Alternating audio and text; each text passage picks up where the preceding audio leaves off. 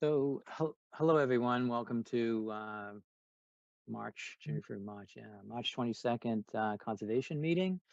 The Reading Conservation Administrator. I am the Reading Conservation Administrator, and consistent with the governor's orders superseding certain provisions of the open meeting law and allowing us to adhere to social distancing requirements during this COVID-19 crisis, the Town of Reading Conservation Commission meeting is being held virtually via Zoom, and audio and visual participation of the Conservation Commissioners, applicants, or their representatives in the public.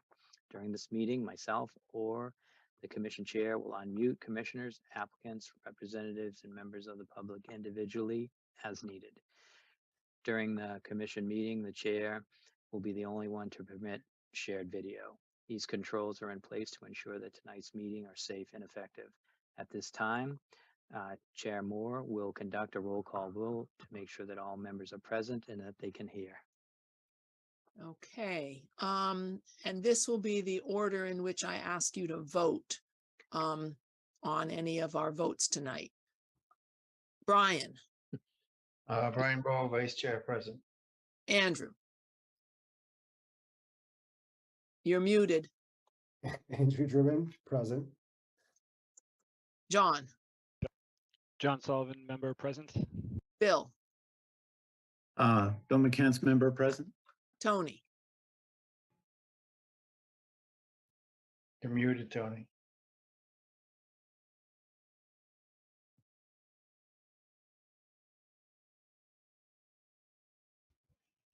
Present. okay, thank you, Tony. Okay, thank you, everyone. Please note that tonight's meeting is being recorded. Also be aware that other folks may be able to see you, or anything that you broadcast may be captured by the recording. All of the material for tonight's meeting is available at the Conservation Division site, and I recommend that commission members and the public follow the agenda as posted on the Town of Reading webpage, unless otherwise noted. However, because tonight's meeting is being conducted remotely, I advise applicants in particular that the commissioners cannot discuss or consider documents which were not previously posted. Information may, however, be presented orally. Similarly, members of the public are encouraged to provide written public comment, but it should understand that not all participants nor commission members will be able to see any written comments during the course of this meeting. Before we get started on tonight's agenda, I'm going to go over some rules for effective and clear conduct of our business to ensure that accurate minutes are taken. For any response, please wait until the chair yields the floor to you and state your name before speaking. After commissioners make their remarks, and these remarks have been addressed by the applicant, chair will afford public comment as follows. The chair will first ask members of the public who wish to speak to identify themselves by name. Once the chair has a list of public commentators, the chair will call on each one and afford them 4 minutes for any comment. The applicant may be requested to respond by the chair or by the conservation administrator. After the public comment, the chair will once again go down the list of commissioners, inviting each one by name to provide further comment, question, or motion. Please hold off until your name is called. Finally, each vote taken during this meeting will be conducted by roll call vote. That's what I have. Chair Moore. Okay, it is now 7:08 p.m. and the first public hearing is a community garden discussion, and I think Chuck Tirone has some information for us about the community garden. Yeah, so I just wanted to make sure that everyone, excuse me for a second. So the community garden is at the Matera cabin, and we have added 30 garden beds this year. And there's a sign up sheet on the Conservation Division page, and planting is going to start in a couple of months. So we're looking to fill a bunch of raised bed gardens at the community garden this year. So if you have an opportunity, check out the website and check out check out the community garden in person. Most people know it as the entrance to Matera Cabin and Bear Meadow. And it's, it's our second year, and we're doubling the amount of garden spaces because we had such a good list and a full list of people that wanted to participate last year. So that was my PSA, and on to the first agenda item. All right, thank you, Chuck. And please note that our other member of the commission has joined, and that would be Carl. So we want to get Carl to acknowledge that he's here and he can hear us, so he will be able to vote after Bill McCants on our votes, I believe. Muted. Oh, there we go. I was muted. Hello. Hi, Carl Ciccone here. Awesome. Thank you for joining us tonight, Carl. Okay. Zero Small Lane, we have been told that the applicant has requested to continue to April 26th. So can I have a motion to continue Zero Small Lane till April 26th? This is Brian. I make a motion to continue Zero Small Lane to April 26th. This is John. I'll second. Brian, Bo in favor? Andrew Driven in favor. John Sullivan in favor. Bill McCants in favor. Carl Ciccone in favor. Martha Moore in favor. Okay, and I believe Tony is an associate member, so we do not have Tony vote. Is that correct? That's correct. Okay, so 6-0 to continue Zero Small Lane. Okay, 554 Summer Avenue. I will read the blurb while you let people in. Continue the public hearing on a notice of intent filed by Rob Tedesco pursuant to Massachusetts General Law, Chapter 131, Section 40 of the Wetlands Protection Act, and or the Reading Wetland Protection Bylaw, Section 7.1. The applicant proposes to construct additions, a paver patio, driveway expansion, and install a fence. All of the work is within buffer zones to a bordering vegetated wetland. The application and plans can be viewed during regular business hours at the Town Hall Conservation Office, 16 Lowell Street, Reading, Mass. 01867, and on the Conservation Division page under the Project by Year DEP file number 270-0768, Assessor's Map 8, Lot 115. By the way, Chuck, Catherine, I assume that Bob McCarthy belongs to you? Yes. So Chuck, maybe let him in. I don't see anyone trying to get in the meeting. Oh, I see what you're saying.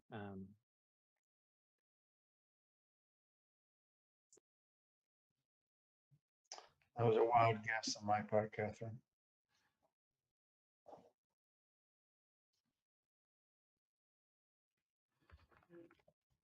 Okay. I see that Robert McCarthy is now given co-host permissions. Is there anybody else we should be letting open up their camera and talk? Mine's already open, Madam Chair. Greg Hoffman from Williams and Sparagus. Okay. All right, so we're good. Okay, do you want to just give a brief overview of the project for anybody who was not at our last meeting? I'd be happy to. For the record, Greg Hoffman from Williams and Sparagus here representing the applicants for the notice of intent filed for 544 Summer Street. This is our second public hearing, and at the last public hearing, Thorson Akerley from my office presented the project. Can everybody see my screen? Yes. All right, great. So this is an existing single-family dwelling that was constructed right around 1975. The lot itself isn't very large. It's 10,219 square feet. It's shown here as lot 18A. There's a small driveway. You can see the house here. Most of the lot, with the exception of the intermittent stream / drainage ditch that parallels the easterly property boundary, is maintained lawn and or landscaped areas. It appears that the main source of hydrology for the small BVW that borders the intermittent stream is street drainage. There's a culvert that comes in from Summer Street. And then as the stream drops, it meets a very high water table, and we had a predominance of wetland plants. There's a small fringe of BVW on the intermittent stream. So with that said, the entire lot's within the commission's jurisdiction. You can see the 100-foot buffer zone here on the left, which extends onto 538 Summer Street. Rob and Catherine would like to construct a addition off the back of the house and a mudroom off the side of the house behind the garage. Add a little bit more pavement to the driveway just to give them a little bit more room. And there's a proposed deck off the back of the addition. Communicating with Chuck, Chuck recommended that we provide some infiltration, which Rob and Catherine were happy to do. So we designed infiltration trenches where we could. There's a small infiltration trench proposed off the back of the mudroom, on the side of the proposed addition, on the other side of the proposed addition, and along the right rear of the property. And the reason for the right rear of the property, I'm sure you saw on the site walk, it's a little soggy in that corner, and Rob and Catherine have been fighting the water there, and it just makes sense to dig a trench, put some stone in, and hopefully get some of that water into the ground and away a little quicker. There is a small concrete block patio in the right rear corner that wasn't on the prior plan. It's proposed to be removed. We've added that just so the commission can see it. And it's inside the erosion controls. And then there's another small, I think there's 3 or 4 blocks on the other side of the concrete landing that would also go. One other change that we made is, I believe the commission asked us to pull the fence back a little bit from the bank of that intermittent stream, just to give some more room to put some plantings in. Originally, we had proposed some mitigation plantings in the back right corner, just a few rows of blueberry bushes. What we've done is we've removed the blueberry bushes from that corner, and we've added silky dogwood as well, which are good along stream banks. I'm sure you all know that. So we've got silky dogwood and high bush blueberry now on the back side of the fence, on the wetland side of that fence. And we've moved the fence just to give us some room to do that. And Rob and Catherine also want to put a shrub in the back right corner. And we thought, summer sweet would be a good choice. It's native, it's pretty damp back there. I think it'll do well. And the patio. We're proposing a permeable paver patio. Not just, it's a true permeable paver patio. This technology allows water to flow through it faster than a lawn, believe it or not. So there's actually more infiltration as a result of the patio. But what we've done is we've included an O&M, which Chuck recommended that we do for the patio, just to keep the joints clean, to make sure that it functions properly. And we also included an O&M for the infiltration trenches, which we hadn't done before. So, both the infiltration trench and the patio will now have a maintenance protocol.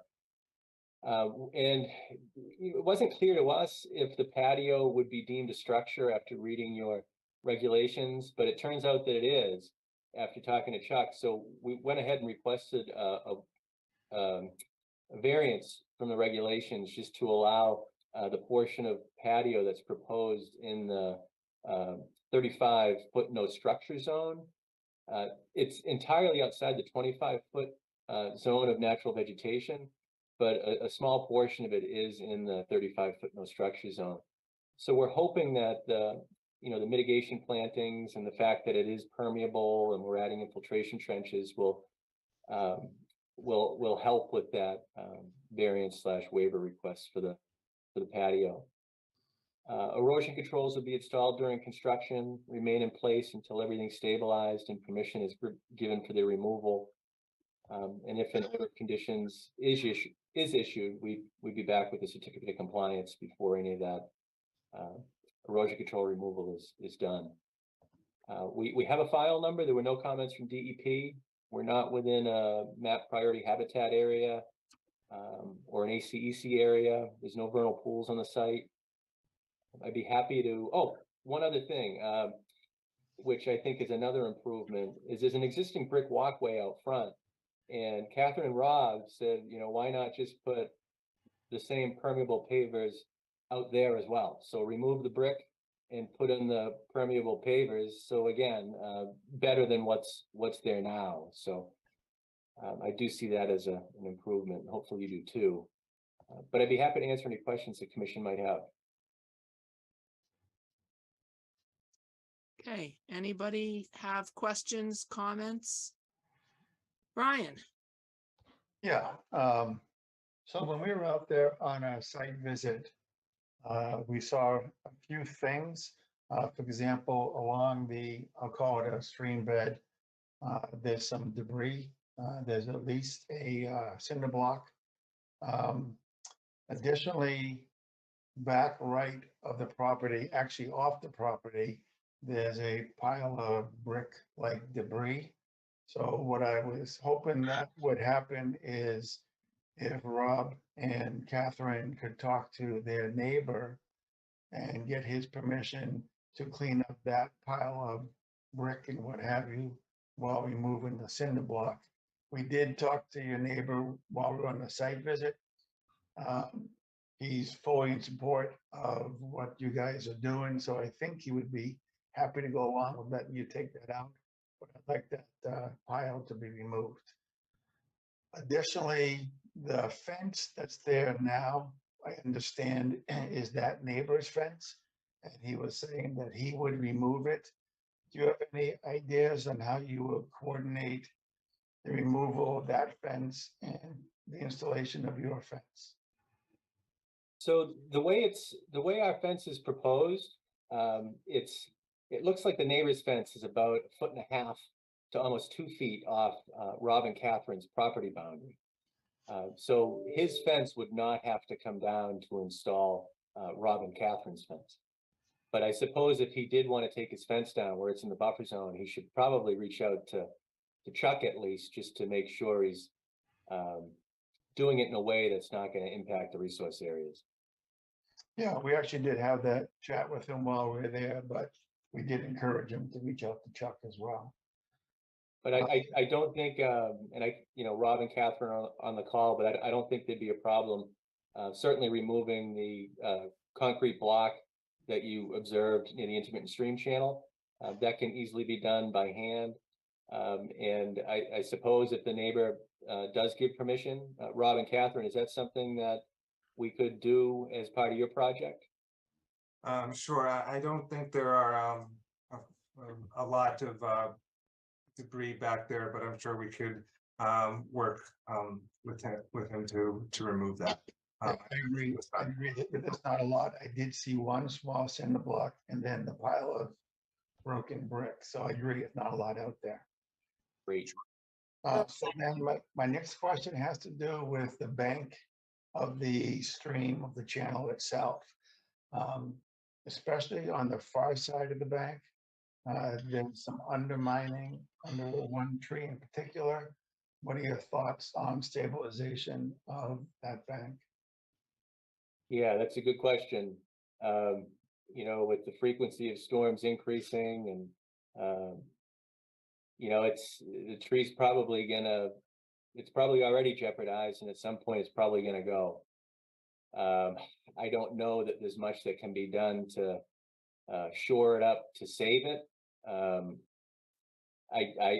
have a look. I don't remember seeing the tree when I was out there, but it's something that I'll take a look at. And if there is something I think that we can do, I can report back to the commission.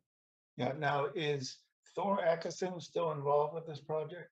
Yeah, Thor works in my office. Okay. We work together. I had to be in another town last hearing, so Thor covered the meeting for me. That's fine. I remember, so he, in another project in Reading, he was involved and there was a bank stabilization, which was the centerpiece of that project as well. So we know that he has done it has done it successfully, so I at least would appreciate any input from him that you could get. We'll have a look. Okay, and my last question has to do with the permeable pavers. So one of the things I'm always concerned about with an O&M is the weakness of it is the owners properly maintaining whatever it is you're talking about, both doing it properly, doing it at the proper period. What do you think happens in this case if the pavers in particular are not properly maintained, not properly cleaned? Yeah, so what would happen is if the joints did seal up and water couldn't get into the aggregate that's between the blocks, you would get ponding in certain sections. So it would be very evident if there was any settling and ponding, and that would tell the homeowners that something was going on, and they might need to clean out the aggregate between the blocks. But if this did seal up, the water would simply sheet flow off the pavers and onto the lawn. You know, and it's so flat out here. I don't think you'd get any type of erosion or any type of you know, the water wouldn't have time to pick up enough velocity to cause any damage. But it'd be pretty easy to see if maintenance was needed. Okay, so then I would just like to hear Rob and Catherine acknowledge that they recognize how important it is to maintain those two devices, systems, the pavers and the trench properly, and that they're aware if they start seeing ponding, then they probably have some cleanup to do. I think for myself and Yeah, we both recognize that. I mean, this patio would be right against our foundation. We certainly don't want any water to be cooling us. cooling into our basement. So our intention is not to put this in and forget it. We're very good. We think we're very good at writing things down, knowing when we have to do maintenance, and taking care of that on a biannual basis. And more often, of course, if we see any problems, and making sure that we do any repairs or any maintenance proactively and not reactively. No, I understand, and I also know that people get busy. So the fact that you've heard what the symptom is likely to be, you can be on the lookout for that in case you do happen to let it slide a bit. With that, Martha, I'm all set. Back to you. Okay, I think Bill was the next one with his hand up. Thank you. Thank you in the proposal document for clearly showing the improvements to justify the request for a variance. I was particularly curious about the permeable pavers. If you could talk a little bit about the technology that allows it to infiltrate more than lawn. I assume that's a relatively new development. I saw that in the documents you attached, they showed fully permeable, partially not permeable. But if you could just explain a little bit how they got to the point where it could do better than lawn, that would be helpful. Yeah, let me pull out, let's see. So this is probably a good place to start. This shows the installation guide and what is beneath. The different types of aggregate. You know, there's all sorts of specs here, but you know, most lawns grow out of loam, and when you dump a bucket of water on a lawn, it's not like dumping a bucket of water at the beach. It doesn't disappear as fast. Yep. If you've ever seen permeable pavement, or this is the same idea. If you go out during a torrential downpour, these areas that have permeable pavement or permeable paver patios, you don't see any water ponding. There's no water even sheet flowing on top of it. It just goes right through it. It's really remarkable. I can't get into the specifics of how it works, but I think if you read through the document, it's probably in there somewhere. But I think it has to do with the type of aggregate and the different base coats that are installed. It's better than sand even. Yeah, and that is helpful. You're pointing to the cross section that I assumed you'd point to. I just wanted to make sure I was interpreting the document correctly. So thank you for that. Sure. And let me just scroll up a minute because there's a lot of information in here. Some of it's not relevant, but I just included all of it. And we've used this product before. It looks very nice. It looks like a regular paver patio, but the joints are slightly further away. And most of the patios have that poly sand product that goes in and then you hose it down and it almost turns into a gel. Even a non-permeable paver patio has a better curve number for stormwater than roof, pavement, or drive. So regular paver patios do allow some water to go through, but when somebody says a permeable paver patio, you really want to make sure it's a true permeable paver patio and not just a standard patio. And this Mista is the product that I believe they're going to use. Thank you. Yeah.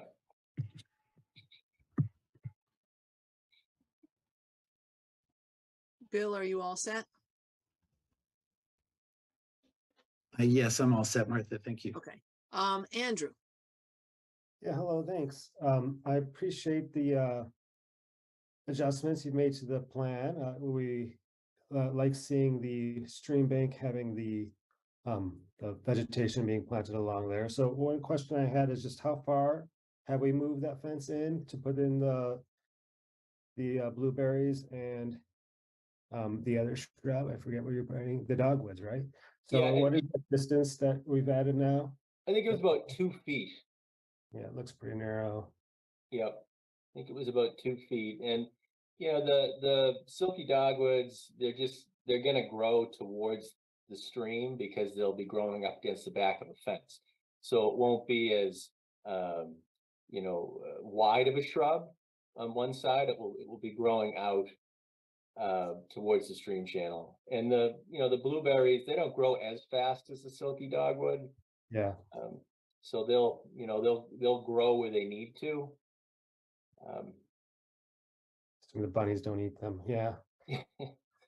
And you don't see any erosion controls on that side.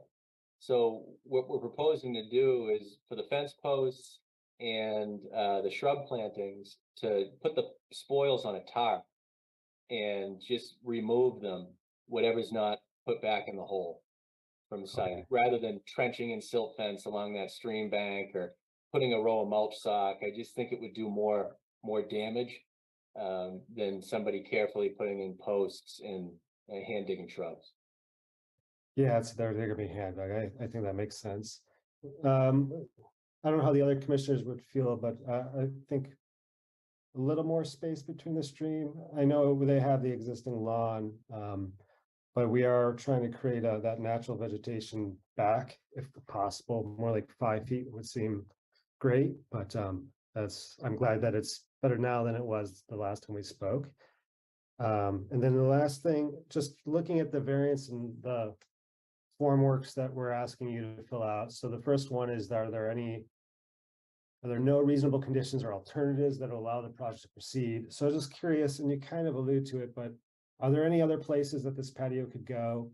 I have my intuitions about it, but I just want to get it out on the table more directly, how you feel about other alternative places that the patio could potentially go and why it should be here. Of course, I mean, you could put it outside of the 35-foot no structure zone.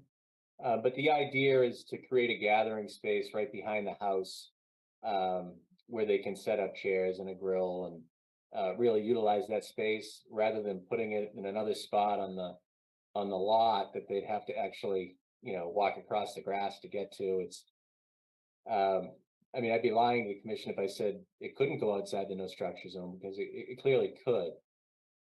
But, you know, moving it to another spot in the yard, it's gonna be the same square footage. It's gonna be over lawn. It would be slightly further from the intermittent stream channel, but from an ecological perspective, in this case, I just don't see how this would have any impact on the resource area itself.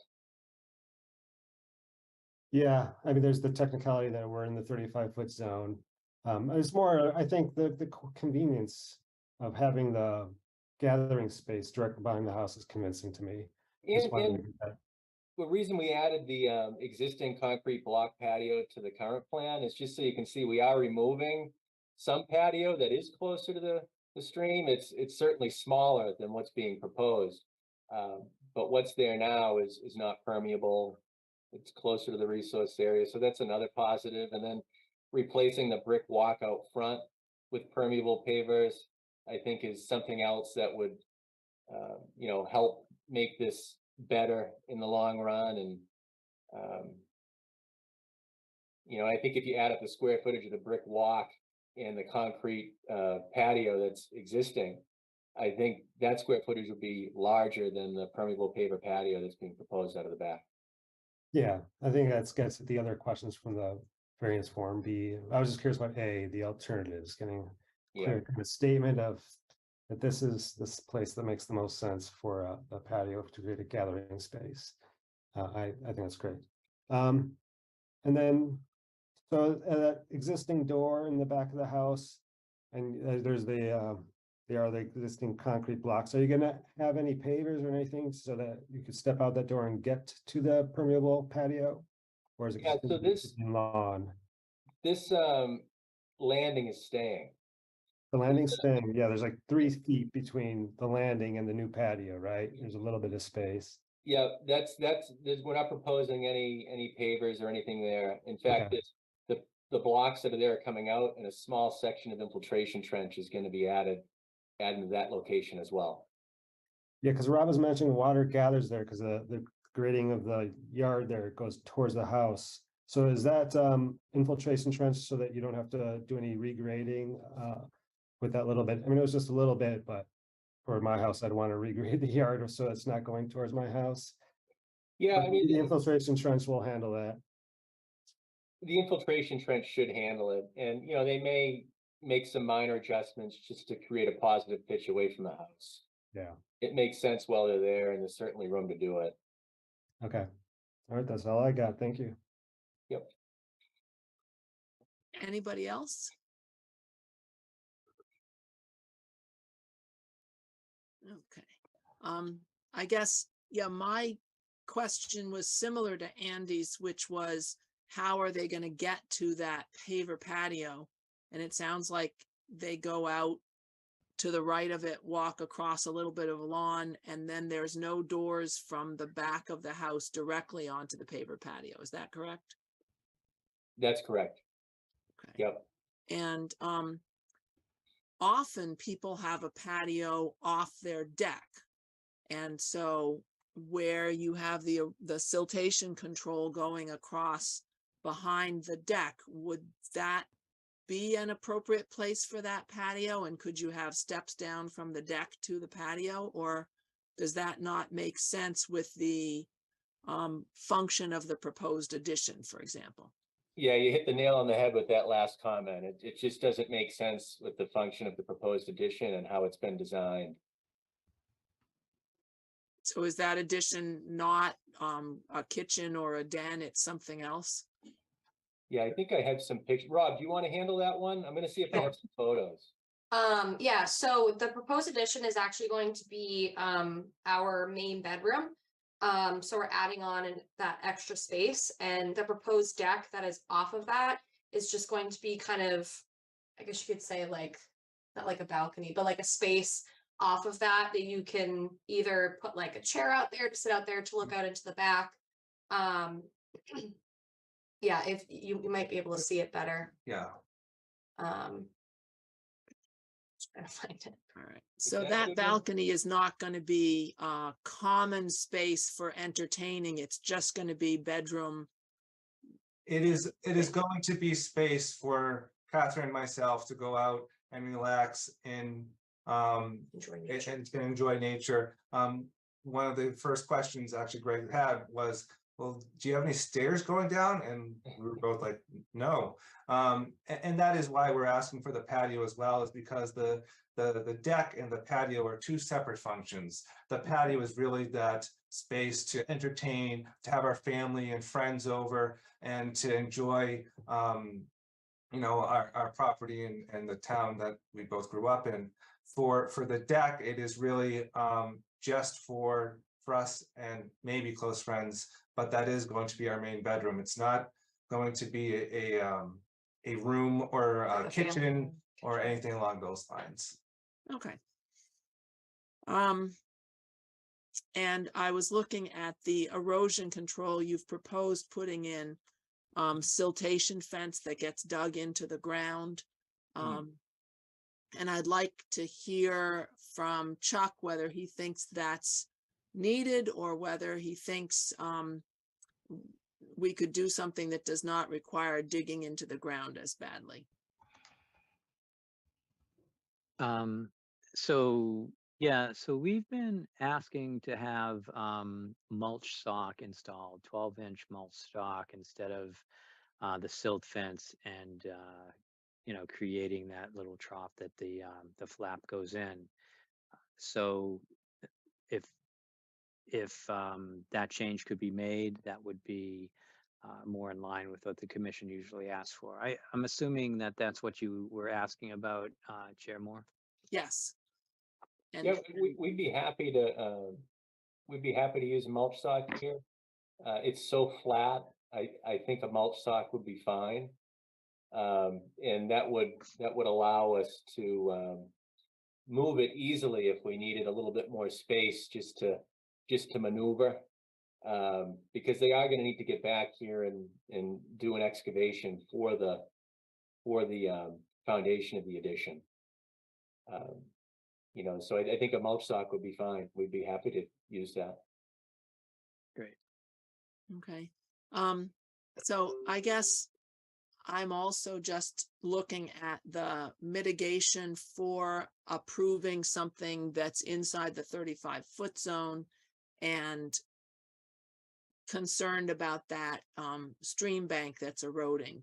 And I would love to see something like a quar log with plants in it along that outer curve of the stream bank, something like that, to help stabilize the places where the stream bank is eroding. And I think that would provide a certain amount of mitigation for that paver patio, in addition to the mitigation you've already proposed. So I'd love to see some improvements to that stream bank. Anybody else on the commission with comments? So And Chuck, your turn. So just Greg, a couple of questions about the fence that's going in. Have you allowed for animal passage in any sections of that fence? Yeah, I think you guys talked about a certain distance off the ground, which Rob and Catherine were happy to comply with. Great. 3 inches. We're not going to do 3 feet or 3 meters. It'll be 3 inches. And what's the structure of the fence? What's it going to look like? So I think it's a stockade vinyl fence, correct, Rob and Catherine? Yes, that is correct. Okay, so solid panels. Yep. Yeah. Yeah. Okay. Solid panels. And I went through the operation and maintenance plan, and I was very happy with that. I think that it's certainly fits this, and the twice a year maintenance item, the action items, vacuum, blowing off the debris, mossy growing, remove any moss or growing that's growing on the patio, and refill the joints as needed. I know I mentioned those to you, but I do think that that's kind of important to have action items that are taken care of, twice a year, because if moss did grow or if the gaps did get filled up, it's it's really ends up being a long time that you have to work on this paver patio to get it to work again. So I think twice a year is adequate, and those seem to be the things that come up all the time. Yeah, I think moss is gonna be the biggest hurdle here, just because it's a north-facing patio behind the house. There's not a ton of sun back there. Mhm. So yeah, we thought it was a great idea too, when you mentioned it. Yeah, I like the new plan. I think that you took our suggestions and you really upgraded the project into something that works out for the commission and for Reading and for the homeowners. So I appreciate that. Thank you. There was a couple questions asked, and I just want to make sure that we have the answer to those before we close. And that one was the coefficient log that would be. I saw the same spot. It looked like an 8-foot section, and kind of rolled into where it's undermining a tree. So there's roots above it. There's kind of like a pocket, and it seems like in like the first flush of some storm, you're probably losing a lot of material underneath that tree, which could be a hazard in a couple of years. So it might be something to look at and to see if it wasn't one of those logs, that you could think of something else that worked. And then I guess Andy had a question.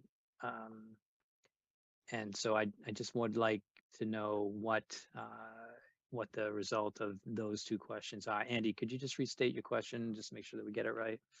Yeah, so the current proposed plan has like roughly a 2-foot buffer between the stream where we've added some vegetation. I was wondering if we could increase it to 5 feet. So one thing we could do is, there's room between where the stream is and the fence is. We kept the plantings outside of the wetland. There's really no need to. They're wetland plants, and they won't be underwater. So I think we could move these over and just split the difference between the actual bank and the fence. And I think we'll find that that's at least 5 feet in most cases. So we'd have, 2.5 feet on both sides. And that would allow the fence to stay in its current location. Where we're hand digging these carefully anyways and backfilling them, I think they can carefully be installed without jeopardizing the BVW or bank. Just a thought. It looks to me like the distance from stream to fence is wider down at the bottom end of the picture, and up near that arrow where it says proposed native shrub, the fence angles a little bit at that point and gets closer to the stream. So I wonder whether you could give the stream a little bit more room at that back corner. So, Catherine and Rob, that would result in the fence doing this, so it would be more straight. You'd lose that jog in the back right corner. And that would give a little bit more room for these last 3 plantings. That's fine. I think that's fine. We're going to be putting this fence in. This is not a phase 1 project for this anyway. We would be doing the planting first, and then we'd put the fence in probably a year later. So we'd let the plants establish themselves, and then we would put this fence up, but we'd be fine with that change. Andy, do you think that meets what you're aiming for? I do like that suggestion. I was thinking more across the board, but I think between the two, it's definitely, yeah, I agree with you, Greg, that they don't have to be right at that line. They could get closer to the stream. Or does anyone else on the commission have any feelings about that, or they're happy to see? I mean, I'm happy to see this rather than what we saw 2 weeks ago. I will say that. I'd just like to add that I'm sensitive to the fact that the property owner has only so much land to work with. So we have the values we're protecting here, but there's always trade-offs. Seems to me that they're allowing the fence to be straight, adding that additional area is, from my point of view, a pretty good compromise. Mm. It does look like the fence is off the stream and the stream bank. And another suggestion would be to, you know, that's what it looks like to me. But those plants make it look like the fence is right on the bank. So maybe the plants could be put on the inside of the property line, on the usable side of the fence, and it would look like it's further away. But I think having I the think plants there's right room there to, on the bank makes sense also. yeah, I mean, it's very void of vegetation. When I called it BVW, I mean, there's a small fringe of plants there. Just because it's probably been maintained since the house was built, right to the channel. Yeah. You know, Catherine and Rob are not mowing right to the channel, but what's coming in isn't, you know, it could benefit from some planting. Yeah, I like keeping the plants outside the fence. If you're gonna have this big solid white fence, I think the bank needs the plants more than the inside of the fence does. I do agree with that. But I do know it's hard to mow right along the fence. So you might want to add a little buffer of plantings or mulch or something over there in the plan. I mean, I would rather see plantings than mulch, I guess, or a combination of mulch and plantings. But I do think once you have that fence, getting that edge of the lawn is not the easiest thing to mow. So, That's true. We have a trimmer, electric trimmer, that we use to kind of tighten up those corners. So anything that we can't mow, we probably just use that trimmer to make sure that it's nice and clean along the fence line. At this time, we don't have any plans to put any rocks, mulch, or anything like that along the fence. Okay. All right, I'm satisfied. I like that little fence suggestion. Chuck, are you all done? I'm all set. Okay, are there any members of the general public? And maybe we can take the screen shared down just so we can see hands if we need to. There's a reaction button at the bottom of your screen, and you can go to the reaction button and choose the raise hand function if any members of the general public have comments on this project. Okay. Seeing none, are we ready to close this hearing? Brian? You're muted. So one last clarification. There will be one of those logs put in, or you're gonna get back to us with some stabilization plan? So I need to look at it. I want to have a look at it and I certainly believe the commission that it's an issue. I just personally haven't seen it. So I want to assess it and then come up with something that makes sense. But we were hoping that that wouldn't hold up the process and perhaps if there is something that can be done, could we reach out to Chuck, talk it through with him and possibly handle it under a friendly enforcement order or something along those lines, just to allow the activity? I'd be fine with that, Chuck, if you agree that that's a reasonable approach. You're muted. Well, I'm not the only one. Sure, that seems fine to me. Yeah, I'd like to have Greg look at it. Sometimes it's not as easy as just, putting putty on a hole. So, but friendly enforcement order, I would prefer to see a minor plan change, something to Okay. that effect. Yeah, something like that. Yeah, fair enough. Okay, so we don't need to continue the hearing for another couple of weeks to get that information. We can issue or close or whatever tonight and then have a minor plan change for the actual how you're going to deal with the stream bank. Is that the gist? That's what we were hoping. Okay. So with that in mind, can I make a motion to close the hearing on 544 Summer Ave? This is Andy, I'll second that. Thank you, Andy. Brian Bowe in favor? Andrew Driven in favor. John Sullivan in favor. Bill McCants in favor. Carl Ciccone in favor. Martha Moore in favor. Okay, and then we need a motion on this. Let me just check.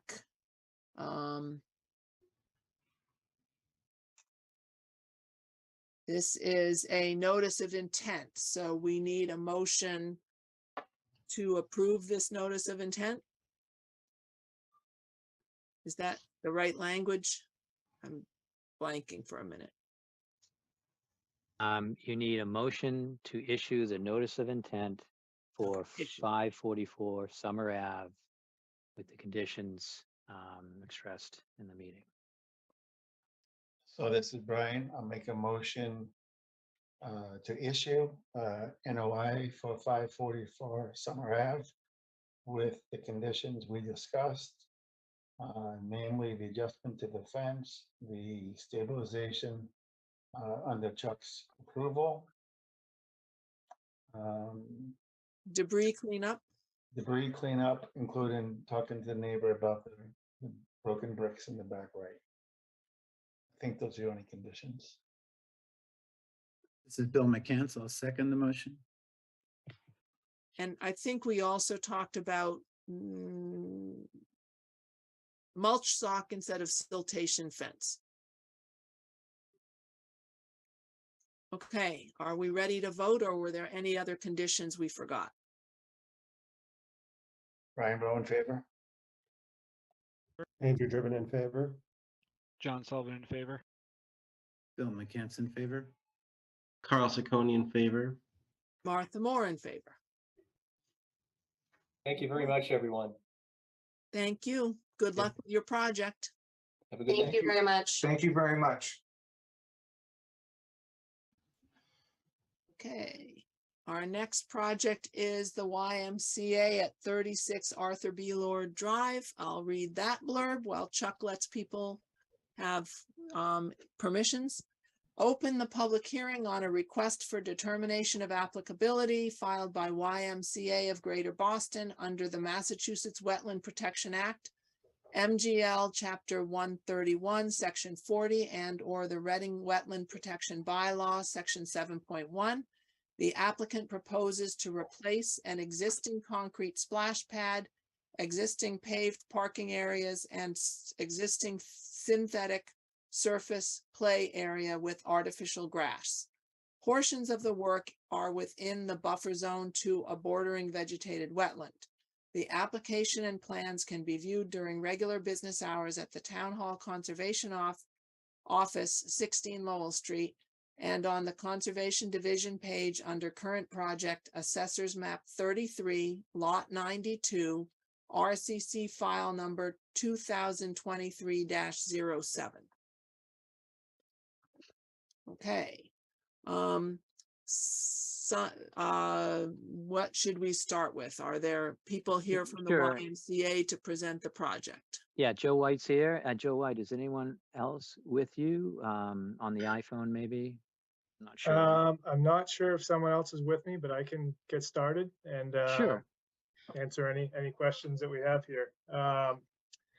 So good evening, members of the commission.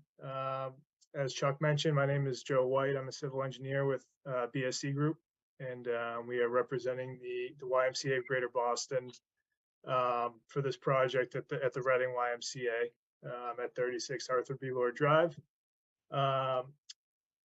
As was mentioned in the notice there, we're requesting a determination of applicability for site improvements behind the YMCA with an existing splash pad there and also a synthetic play area. And the proposal is to turn that area into a synthetic or artificial lawn that the Y can use for after-school programs or, daycare type applications for children, that type of thing. It's a pretty small area, so it's not a whole turf field, but it is a fenced-in area.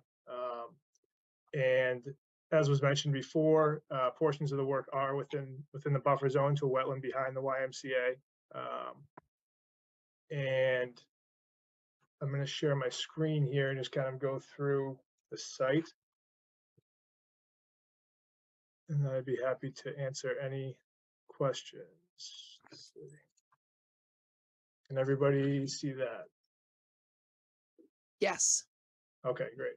So I'm just going to start with this aerial here. I believe you've all been out there, or some of you at least, for a site walk this week. So you have an idea of what it looks like.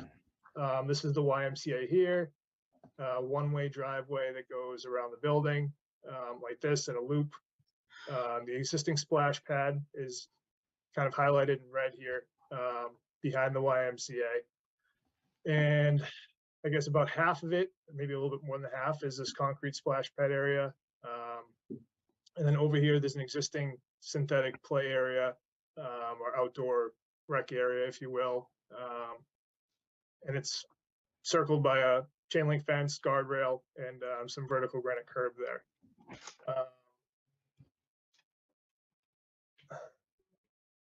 The plan is to take that area, which you can kind of see grayscaled here, and replace it with a turf product. The company that puts this turf product out is called Sinlawn. This is one of their bio-certified products. So they'll be replacing the concrete pad, this kind of utility area that services the concrete pad, the synthetic play surface over here, and then several paved parking spots. And there's a door back here on the building. So all of this area would be replaced with the synthetic artificial lawn material. Also, we would propose basically surrounding this in curbing just to match the curbing that's out here on the parking spaces, and obviously a chain link fence, to keep children, separated from the parking area. I know most of you were out for a site walk, but I do have a couple pictures that I can share as well. So this is what it looks like today out here. This is the synthetic play area side of this rec area back here. Existing parking lot, guardrail, chain link fence. And then if you go down this way, it's just kind of looking at it from the reverse angle. So this is the splash pad side here. These parking spaces over here would be the ones replaced with turf on this side. And these are those same parking spaces here. So all of that would be replaced with artificial lawn. And this is what the inside of that area looks like right now. So concrete splash pad and synthetic play area over here. I know Chuck was forwarding me some questions regarding the turf product. So I'm just gonna go through it briefly, and then I'd be happy to answer any other questions you have. So I was able to get some information from Sinlawn is the name of the company that puts out this product. And specifically, the product is Sin Augustine 347. So Sinlawn has a line of products. This is one of them that's USDA certified bio-based material. So essentially, it's environmentally friendly. And I did a little bit of additional research because I'm not an expert on turf products, but I did look at the USDA website, and they have basically a list of bio preferred products, and it ranges all types of markets and products from vehicles to office supplies to turf applications, that type of thing. And Sinlawn's product is on there, and the description that's provided on USDA's website is a Sin Augustine 347 is a bio-friendly soy-backed turf product paired with a safe shell infill, which is an organic sand material. The artificial grass system is a no-brainer for folks concerned with leaving a low carbon footprint. The low carbon footprint supports fossil-free initiatives, eliminates the need for pesticides, fertilizers, and mowing. And it's described as a premium quality, high-based, bio-based turf system, which includes antimicrobial, IR reflective, and anti-static technology. So it does appear to be kind of a more environmentally friendly product than your typical turf field application. It doesn't have the black from rubber infill. It's an organic sand. And that's kind of the gist of the project here. And I'd be happy to, answer any of your questions that I can at this time. All right. Is there anybody who went on the site visit who would like to talk about what we noticed when we were out there? I think it was me and Brian and Andy and Bill went. I don't know if anybody else went on a different day.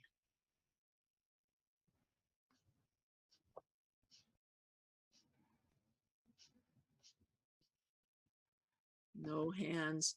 All right. I guess I'll talk about it. We noticed that there's a door in the corner beyond those new those parking spaces that are going to go away, that door goes right into the facility. There's also a door that leads from the swimming pool itself out to the splash pad area that has a no re-entry sign on it. The curbing that goes around the play area is basically flush with the upper surface of the play area and is higher than the pavement where the parking spaces are. So one of my concerns looking at the whole thing was, and I was picturing that this turf product would have that black crumb rubber in it, and I'm really glad to hear that it doesn't, because I was concerned that there's no lip around the play area to keep the infill from the artificial turf inside the play area. But are you telling us that what's underneath the turf is sand and the turf is made of grass and there's no little crumbs in between the grass blades? That's correct. So what they use, and I did forward I'm not sure if everyone got it or not, but there was a spec sheet on the sand that they use. It's not a black rubber. It's not rubber at all. It's a sand product. And from my understanding, the pile height, if you will, so the height of this turf product is close to 2 inches high, and that sand is about 1/8 of an inch high. So it's sitting below the surface of this. I don't have any pictures of the actual sand, but it's not a rubber material. It is a sand that they put down for this product. Okay, so do you expect that this shows a little bit of a lip holding the sand in so that it won't wash off the play area into the parking lot? Do you think that will also be true in your construction of this project? Yeah, I believe that's how it's intended. And if they don't, like, see here how it says concrete curb optional, I believe they have another basically alternate to this where it's almost like you see it like around like a mulch, flower bed, like a divider type thing that separates, like a mulch bed or something like that from grass. So I believe the alternative would be something like that. But where there's already, vertical granite and we're bordering a parking lot, my expectation would be, I don't know if I have really good pictures, would just be to use the curbing and bring that turf up on the inside high enough to, leave a lip that's similar to this, to kind of contain that sand. And again, the sand is only 1/8 of an inch to 1/4 of an inch deep. So, this reveal, if it were 1/2 an inch, would be, enough to contain any sand in there. Okay. And I know it's not impacting the wetland, but are we expecting that door into the swimming pool will not be, will continue to be no re-entry, so kids aren't going to get sand on their shoes and then track that sand back into the swimming pool area? That's a question I would have to ask the YMCA folks. I can't answer that without asking them, but Yeah. that is a good question. Yeah, because I remember when they built the turf field at the high school and kids were tracking that black crumb rubber all over the place, far distances away from the playing field. Yeah, and that stuff's like sticks to you almost too. Yeah, black so rubber. I know exactly what you're that's a talking about there. concern. Yeah. Okay, I think those were all my questions and observations. Bill, do you want to chip in? Yes, thank you, Martha. Just wanted to second what Martha said about it's a relief to hear this this product is different than we expected. But I do want to emphasize something else Martha mentioned. We were on the site, you walked the site, and the setup currently, it's not a continuous lip. I realize that that's what you're aiming for. Just want to emphasize that it's a perfect down slope to the nearby wetland. And that's why, from our point of view, I'm encouraged to hear that, that you'll be looking at this project, even for the sand, and thinking about how you might have at least a modest barrier there, because it just goes out of this area that you've got in the photo here, across the lot, and right down into the wetlands. So just so you understand where that concern is coming from. Yeah, no, I think that makes sense. And I think the goal for everyone involved here would be to contain that sand, just because it is kind of functional to the turf itself. And if it were to be, washing out of that area, it would just have to be, either replaced or, paid for to be replaced. So I think that would be the goal to contain it there. Okay, that's it for my comment. Thank you. Thank you. Brian? Oh, excuse me. Andrew had his hand up first. Sorry. You're muted. Thanks. First, I am a member of the Y, but I think I can remain neutral and unbiased in this discussion. I just wanted to talk more. I mean, really, this is about artificial turf, and this is kind of a new discussion for our commission, but I know it's been ongoing across the nation and in Boston about banning artificial turf. And I'm looking at the Sin Lawn, and you're right, it's still artificial grass, but they do seem to be different, which is great. But were there other alternatives explored by the YMCA of what this surface could be? As far as a turf or something else, or? Yeah, or exactly, turf or something else. I guess I'm not sure what else they did explore. I'm just trying to think of something else that you could use. I think the synthetic area out there, I believe, is like a harder rubber type surface. I guess I don't know what kind of alternative to, Sin Lawn offers different types of turf. They do offer some that is a little bit kind of a tighter pile height than what's being proposed here. But as far as an alternative to the turf, I'm not sure, I guess, what else could kind of meet the same functionality that they're looking for out here. And to answer your question, I am not sure if the YMCA did explore other options besides turf. Okay, I mean, that would just be my question for you guys, or for the Y and you, is just what are other options if we were to start pushing back and you and other folks and saying, we don't want more artificial turf. And I think you guys might be able to do some. I don't have the alternatives either for you. Yeah. Obviously, real grass. I don't know how sensible that is for your particular situation. But I'm curious what the options are. So I'll leave it at that. Okay. Thanks. Yeah, thank you. To follow up on Andy's question, I mean, that 1/3 of this area is already a springy rubber surface that is designed to be safe for children playing on. Did they consider just making the rest of it also that same springy rubber surface, and would that be better or worse?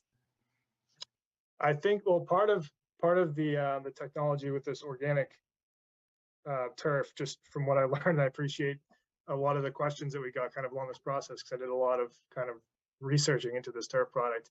It is supposed to help reduce the heat that's coming off of it, because of its organic material that it has, even compared to, your typical football field turf, or something of that nature. If you've ever been on, a sports turf field, when it's hot out, it adds an extra, I don't know, 20 degrees, at least in my experience. But it is supposed to help,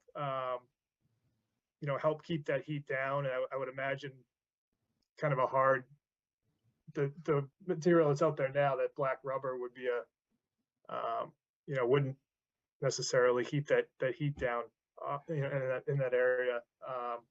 Again, I'm not sure exactly what alternatives the YMCA looked at for this, but I know that they did kind of select this turf product based on, it being environmentally friendly and safer than your typical, athletic field turf. Okay, thank you. Brian? Sure. Yeah, so when we were there, we saw there's a fence that goes around it currently. Sure. My assumption is that fence or a fence like it would stay, is that correct? Yeah, so we kind of pointed it out on this plan. What we're proposing is to kind of keep that fence in the same location and guardrail for basically this whole piece here, where it is So existing. if you go back to your picture of Sure. the turf itself, Uh, it's on the drawing, not the picture. oh, I'm sorry, the detail here. This one? Yep. Yeah, okay, so that little curbing there. Yeah. You said there's an option where that might be higher. Is that something you would have to run by the Y? Would that curbing be inside the fence or outside the fence? I imagine it could be, right now it's outside the fence. So it goes curbing, guardrail, fence, if you will, and then play area. So what's the lip? What's the edge where the turf ends and the curbing structure starts?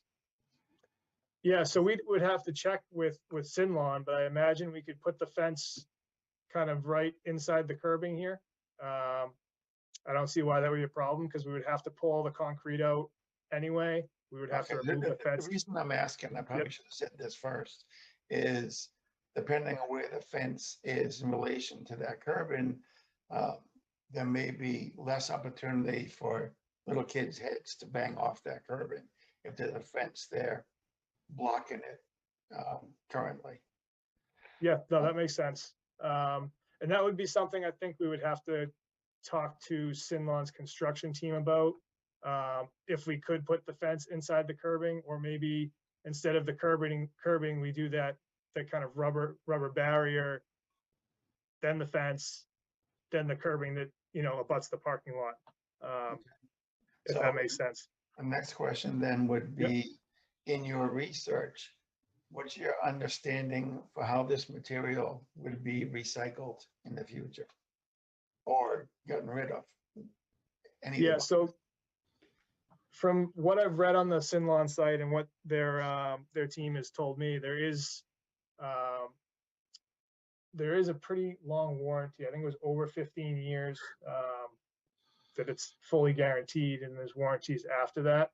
I would have to do some more, I guess, research or ask their team, I guess, how exactly it is recycled. My understanding is when the sand, for whatever reason, when it gets compacted, or if some does get out, does end up getting tracked out of here, they can just come in and replace some of the sand. Replace the infill.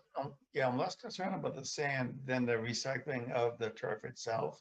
My understanding is that a major problem with all the current turf fields is that when they're taken up, and there are many thousands that are taken up every year, there's no place for that to go either. So you just end up with a different waste problem than you had with scraps and what have you that they used to put into it. So I was wondering if you had any idea of how this would be dealt with whenever. And you're saying the warranty is 15 years. It's not a long time in geologic time, so. Yeah, no, I can definitely get an answer to that for you. I don't know offhand, so I don't want to make something up, but I can definitely get an answer on that for you. I'm much happier not just make it up. Okay. In that case, I'm all set, Martha. Okay, John. Thanks, Martha. Joe, just to follow up on, I guess you had said earlier that you were hoping that the sand would kind of stay in the area and not get spread out. Is there anything that you've seen in any of your research, maybe like maintenance plans about replenishing of sand? Like, is there anything anything that might give us a clue about like how much of the sand we would expect to get like brought out of the area by kids coming through and sticking to shoes and that stuff? There hasn't been anything that I've seen, Yeah. as far as if they have like a typical time frame they need to replace sand or that type of thing.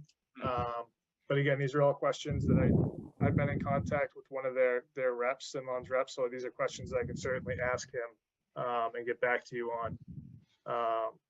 As far as, you know, replacement time, how long, you know, does the sand usually last in there, whether it's years or, you know, however long it is, I can get back to you on that. Okay. Thanks. That's all for me, Martha. Okay. Chuck, what do you have? Is Chuck there? No, I'm here. Okay. You know, I thought it was a good presentation. I think that I appreciate you looking into all the questions that I sent you and emailed you. And I just want to let the commission know that that poured in place rubber surface that was there before is not environmentally any better than what we're replacing. So this might be a sideways move. I think if I had one concern at this point is, you know, keeping the sand in place and making sure that there's a curb that's high enough and sufficient enough to, you know, just keep everything where it was first installed. Now, I understand there's like microplastics and the silica sand may get into the parking area and flush across. So I was looking to see if you sent kind of a operation and maintenance plan, or at least a maintenance plan or a bi-yearly plan to let us know how these things would be taken care of. And the beauty of one of those things is, you know, we never have the time to go out to every site. But when we do, when we see a problem, we can bring that up and say, well, look, this is what the agreement was, that you were supposed to have the parking lot swept. And I'm not sure. I mean, since this is a commercial building, they may have the parking lot swept several times a year for all I know. But that would be nice to know and to have something in writing about how this thing would be maintained. So the only other thing that I was going to ask you is that you seem to have looked at the EPA website. I was wondering if you could send that link to us, or if there was paperwork, provide that about the, I guess you said it was organic filled. So it was like organic infill with a sand center. That's kind of what I heard, but that might not be what you said.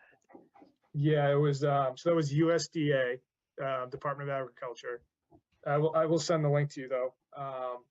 And it's they have it's a program called Bio Preferred Products, and basically they, across all different markets, they have all different products on there, ranging from, you know, vehicles to office supplies to turfs and that type of thing, that are made, you know, environmentally friendly. And the USDA is trying to kind of push those products rather than petroleum based type things.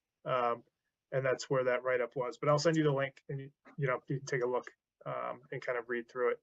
I won't read the whole thing to you, but and that was one thing also that I was not wondering, but looking at is, it is really flat back here, generally speaking, and there's no sort of catch basins and that type of thing. So that would be a question, kind of how that's handled now as far as street sweeping or that type of thing. So we can definitely ask that question and see if there is kind of an O&M process that the Y has now. And then I can also reach out to Sinlon and see if they have a kind of a standard O&M for their product to keep that sand in place, and you know, what time frames they usually go by, and if and when sand needs to be replaced, that type of thing. Great. And just one more comment, that I was talking to the community planning, community development director, and you may know this already, but this change in the parking lot will require you to go to the planning board also. Yeah, we were aware of that. I think it's because we're I think altering over 3 parking spaces or something of that nature kind of Yeah. triggers it. Yeah. Anything over 1 in this town is you need to get approval for. Yeah, And we were anticipating that. Just making sure the drive aisle, it maintains the same distance between parking spots. I think you're adding a spot and that may have come up, but that's Yeah, not we our just- purview. Right.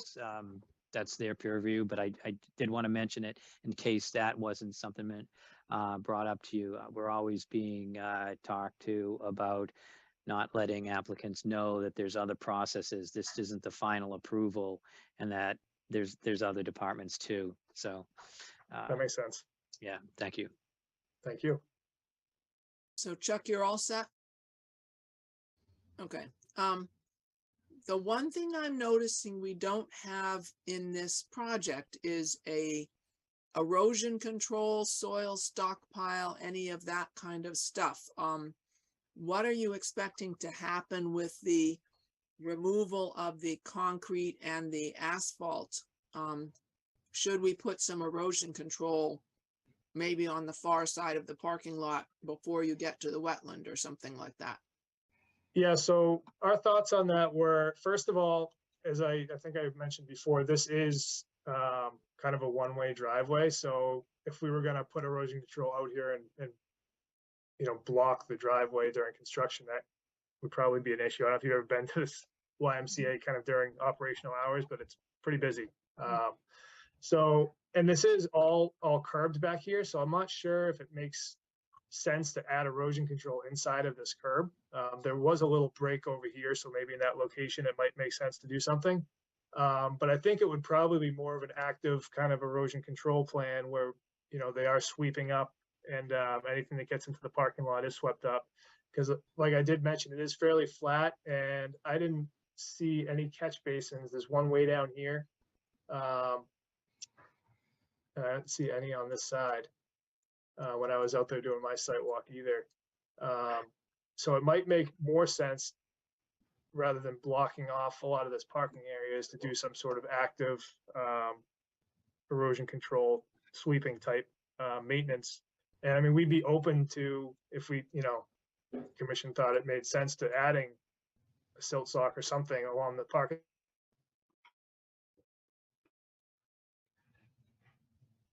If there's curbing there, it's really not needed. Could you find out if they're just gonna, when they remove that material, put it in a truck and take it off site, or if there is going to be a staging area and stockpile area? Looks to me like Joe is frozen. Oh. Hey, Joe, if you're still there, why don't you shut your video off and see if that brings you back to life? No, he's back. Okay. I'm Joe, I'm we back. lost you for a Was it me? minute. Yeah. So yeah, could you just repeat what you said after the curbing there? Yeah, I didn't think erosion control was needed if there's curbing, maybe in that piece where it's not. But could you find out if they're just loading everything into a truck and bringing it off site? That seems to be, with a busy parking lot, that may be the case. And then Yeah.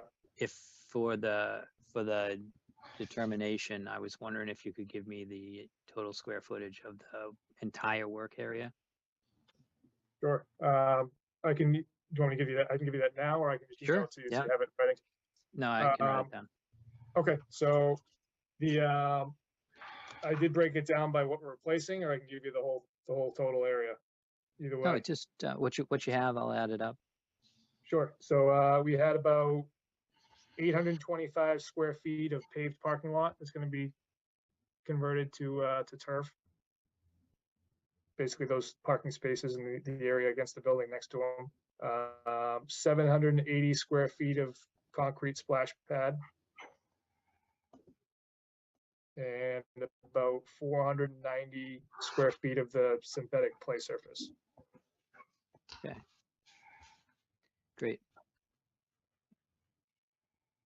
Are you all set, Chuck? Yeah, just a little Okay, detail I needed. Thank you. Let's take down the shared screen and ask if there's any members of the public who had comments that they would like to make. You can use the reaction button at the bottom of your screen and the raise hand function. I don't see any members of the public. Okay. This is a request for determination of applicability. So in order for this project to go forward, we would need to find a negative determination, but we could have some conditions on that. Chuck, I thought we were asking for more information, operation and maintenance plan and some other things. So I don't think we're ready to close. This is what I heard. okay. All right, so then what we want to do is ask the applicant if they are willing to continue to the next meeting so that we can have those answers. Yes, I think we're willing to do that.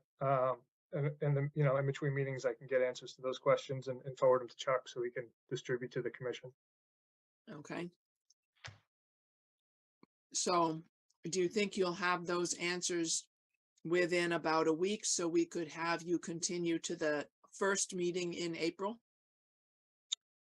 Yes, I'm gonna say there doesn't seem to be anything too major on here, so I think we can do that. Okay. Does anybody have any other questions you wanted answers from Joe?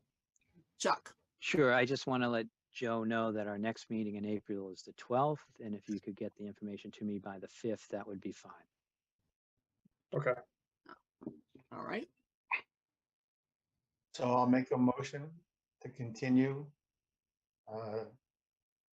Arthur B. Lord Drive to April 12th. Second, Carl Ciccone, second.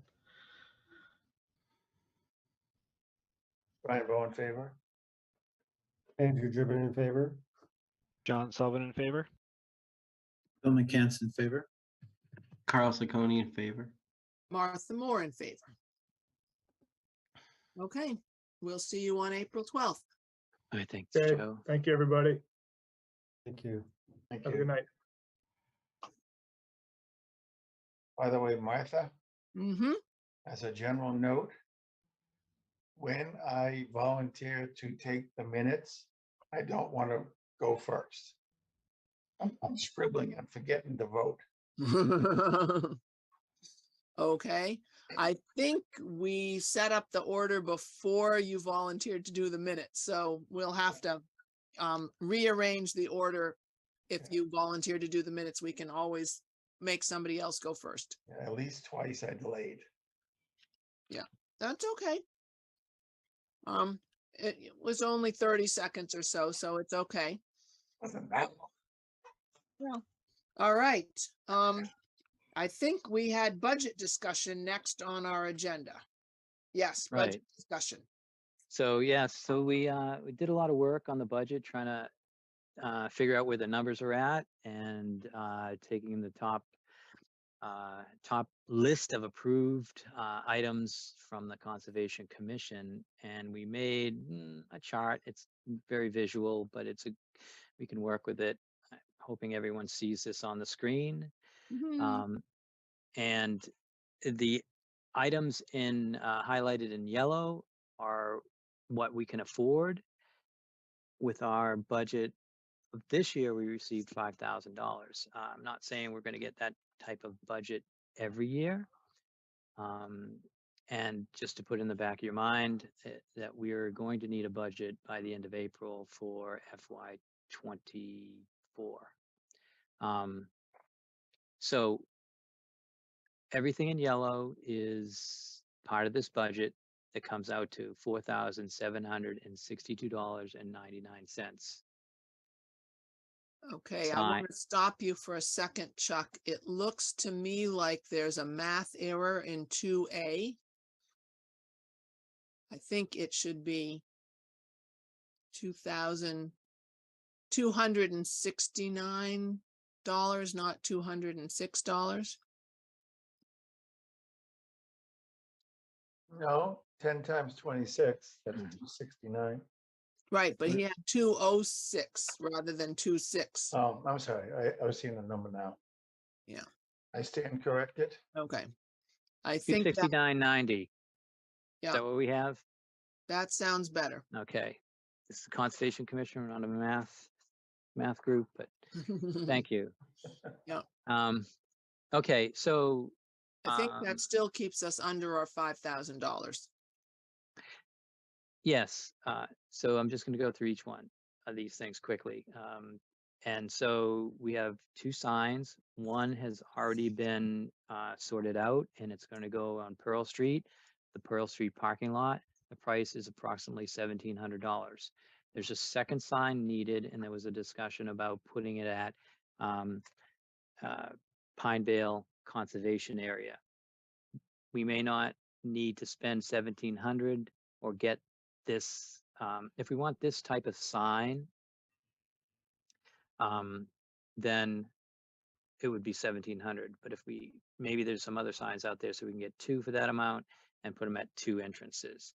But for the signs, right now it's two signs for $3,400. We looked into the patches, and we came up with the town seal, and under that, Conservation Commission. A 4x6 patch or a 4x4 patch would approximately come out to these numbers for 10 of them. And that patch would have to be put on the field vest by commissioners. The process of buying the field vest and getting it to a spot to have these embroidered was just too expensive to consider. These field vests are quite nice, and they're about $80 each, and 10 of them, a couple extras, and the 7 members would cost about $768. These things are all available now, and we could order them, right away. Unfortunately, we don't have a colored town seal, so if we are approved, we're going to look into that first. If we can't find one, we'll just go. Chuck, I have a question about the vest. So during the last conversation, we were talking about maybe having the things that would get turned in at the end of a term. Is that still your thinking? Mm-hmm. Yeah, I didn't come up with that idea, but I do think it would be, these vests do last. And for the way the commission is going to use them, I think they would be in very good shape if you dropped out after even 6 years or longer. They fade a little bit, but they're pretty good. I guess if it was at a point where 10 years out, 6 years out, it would be up to the commission whether they're okay with these things going to the commissioner. But that was the plan. Okay, I just wanted to double check on that. Mm-hmm. Okay. Yeah, so the no dumping signs, we went back to the same spot that we got them the last time, right there in Woburn, fast signs, and they quoted us $70 per sign. We asked for 3. I have 1 in the office still, so we would have 4 signs at the end of the day. These signs are installed by the DPW, and they do provide the pole. The decking material, we can get back to that. I'm not sure that it's needed because the Trails Committee still has a budget of around $6,000 for material. But if the commission felt like there was something they wanted to swap out, one of the items they came up was high on the list was the decking material. So these trail cameras, I had notes, and I'm going to try to find them quickly. But the trail cameras were, obviously one's $150, and the other one is just $64. And why is that? Well, it gets down to this one's a 4K trail camera, and it gives a panoramic view, and it's like high quality camera, but it doesn't have Wi-Fi. So for $64, we could get a pretty good view with the potential to have Wi-Fi if we knew someone that lived close enough, or it was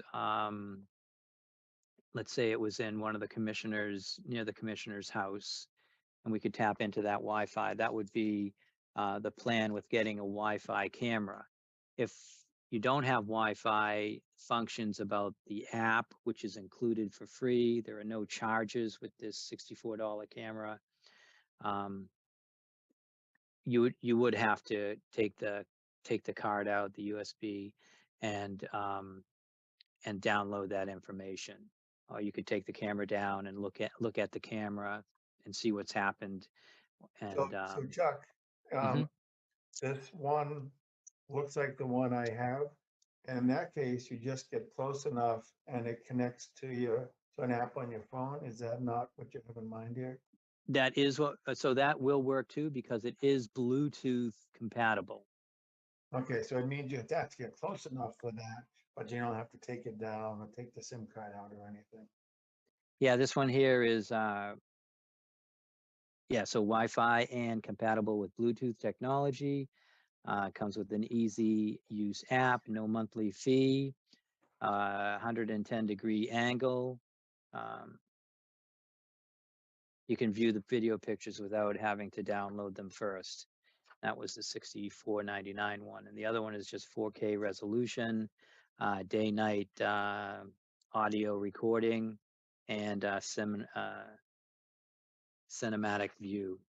So it was, we're paying mostly for the 4K on the other one. After looking at the spec sheets on both of them and doing that comparison, and then understanding that people may damage these, it seemed like the $64 one seemed the best, and I highlighted that area, and it's part of this total. So I don't know if there are any other questions, but that's what we found out. And just for our new members, we put the sign together and we put it up at one spot or two spots, and it seems to have some magic ability, because I guess the response or the non-response to people that were dumping in the past is pretty good. I mean, it also helps to have an ex-conservation member and a current conservation member on that same street, but I think it's the sign.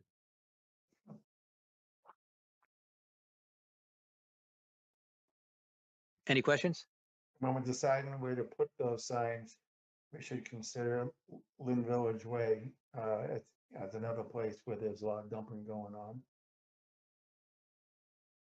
The entrance to the town forest there. Yeah, one of the back ways. Yeah. So any work at the town forest would, any work in the town forest would need the approval of the town forest committee, but it's always possible that we could get that. Yeah. But they also have a budget. Andrew, you have your hand up. Yeah, all this looks great. The only thing I'm wondering is, maybe we discussed this and I've just forgotten, but why do we need cameras, or why do we want cameras? The cameras are because we've had a lot of conservation sites that are being used as their yard waste dumping area. And for like right next to 2 Maple Drive, is it 2 Maple Street? 2 Maple Street, there is a huge, pile of yard waste. Last year, we actually cut away all the brush so you could see right in from Maple Street, and people still brought down their yard waste and bushes and leaves in fall. So, it's a problem. It shouldn't happen. We need to find out who's doing this so we can warn them, and then if they don't stop, eventually fine them. So we talked it over with other departments, like Hannaford, for instance, with the forestry department and the cemetery department uses cameras because, believe it or not, people constantly dump trash and yard waste at the cemetery. So he uses these to catch people. 2-part process, get the picture, and then you bring it to the police department, and the help comes with the police department. Okay, so I was gonna say, what do we do with the video? So you bring it to the police and then they hopefully Yes. take care. Yep. So do we need signs that say like smile, you're on camera or something like that? No, No? So it's not, there's no signs or should be put up for any camera because it gives that expectation of security, and we don't want to present that out there in the field. So this would just be a, like a covert operation. Perhaps we might want to put one of our no dumping, no yard waste signs at Maple Street. I think there's one there. There is one there. Okay. Yeah. And Bill has his hand up. Yeah, I just wanted to say with respect to the sign at on number 1, I think I understood you to say, Chuck, we don't have to spend that kind of money. We could get more signage if we didn't. I just want to speak on behalf of this sign. When I've shown people from other towns or even from out of state, the Matera cabin sign, it really pops. I think it's attractive and makes a statement about how much Reading values its conservation areas. So just wanted to say that for whatever it's worth. No, that's appreciated, and we were certainly looking for it. That was Brian Bowe's brainchild. We wanted to bring attention to our flagship area, something that we're working on very hard. I don't think that I don't think we've had the money to work on it in the past, so it's just been left alone. But this year, and we're very fortunate to get the sign and to get a study funded down on the agenda. We're asking for a vote on that tonight. So yeah, let me know if you like these signs. We can continue to do them. This particular sign is not exactly like Matera cabin sign. This is a painted sign on the same material. A Matera cabin is a carved sign with granite flanking posts holding it up. But Yep, and I still think it would be a real improvement. I think we all know we've got these signs, as you know, in Reading, and they look like national park signs that are deep in the wilderness. They're from the 70s. They've been through New England seasons over and over and over. So I just think we all live where we do in Reading, and the closest to me happens to be Pinevale, and the Pinevale signs could use some love. Chuck, I must say, I like this guy.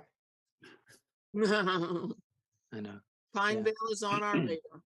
I think we all either privately or publicly said the same thing about the signs, telephone poles with 2x6s or 12s.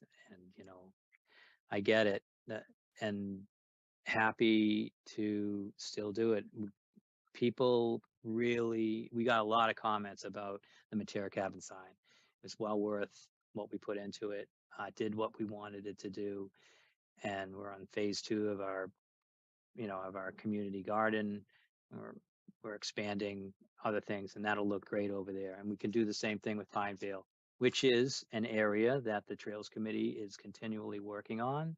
And they'll be adding additional trails, swapping out some of the boardwalk, not trail, but swapping out the boardwalk that's there, which is just planking for actual boardwalk. We did that last year, so there'll be more of that in there so people feel safer. This is a wider boardwalk. It's raised above the wetland area for all those reasons that the conservation does that, but it also gives a sense of security to anyone that's out there. So we would like to increase, people, the amount of people that take advantage of Pinevale, because more eyeballs keeps places clean and holds down the yard waste. And we get comments, and we can tell where to direct our campaigns for cleanup. Okay, I'm thinking that we have had a good discussion on the budget. Do we have consensus that this budget looks like what we want to spend our money on?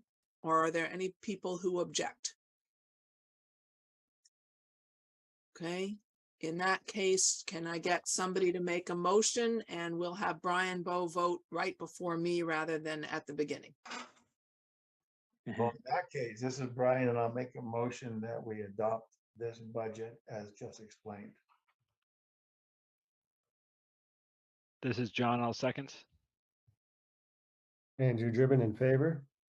John Sullivan in favor. Bill McCants in favor. Carl Ciccone in favor. Brian Bow in favor. Martha Moore in favor. Think that was all 6 of us, right? Okay, Great. okay. All right, so now we're on to number 6. I'll stop sharing the screen. We're on to old new business and a certificate of compliance request from 11 Pondview Lane. And I don't see anybody here from 11 Pondview. And just to bring you up to date, I think we should discuss the findings of the members that went out on the conservation site visit. But I did relay all those comments to the lawyer and that's handling this and who I've been in contact with. And they were going to speak to the homeowner and get back to us. So I have not heard any reply after that initial comment about speaking to the homeowner. Okay. Anybody who went on the site visit want to start us off?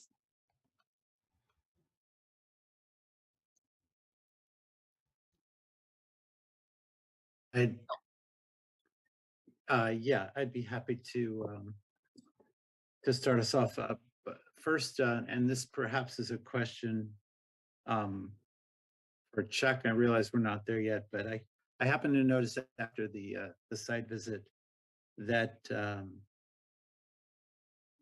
prior to the issuance of a certificate of compliance, the site inspection has to be made by the issuing authority in the presence of the applicant, and the Reading regs say the same thing. So when we get there, I imagine we'll have to make sure of that, because when we made this site visit, the homeowner said, "You're welcome to go see," but the homeowner was busy.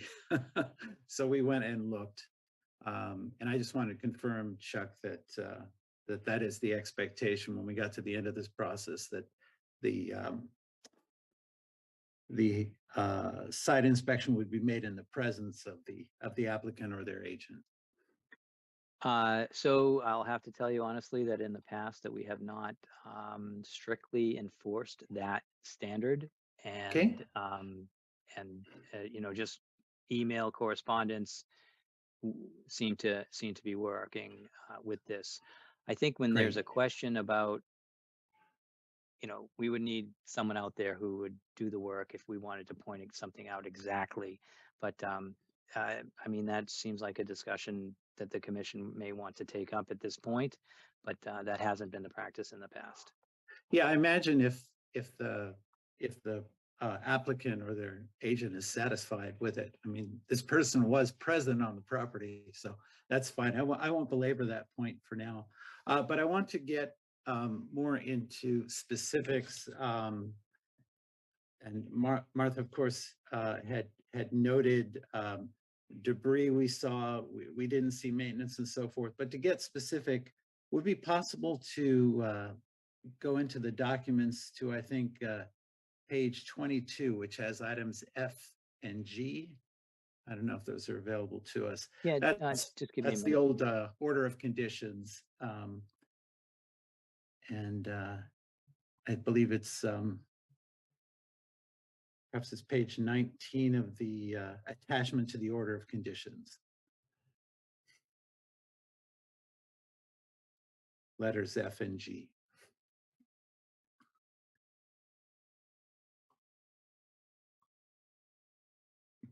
Basically, this gets specific about what we saw out there. The idea that they're supposed to do, they're supposed to regularly check that this detention basin and so forth is working the way it's supposed to. And what we saw did not indicate that it had necessarily been checked recently, particularly when you see just the incredible pileup of debris. Whereas the order of conditions talked about, well, we're regularly going to clear things out and even mentioned leaf litter and so forth.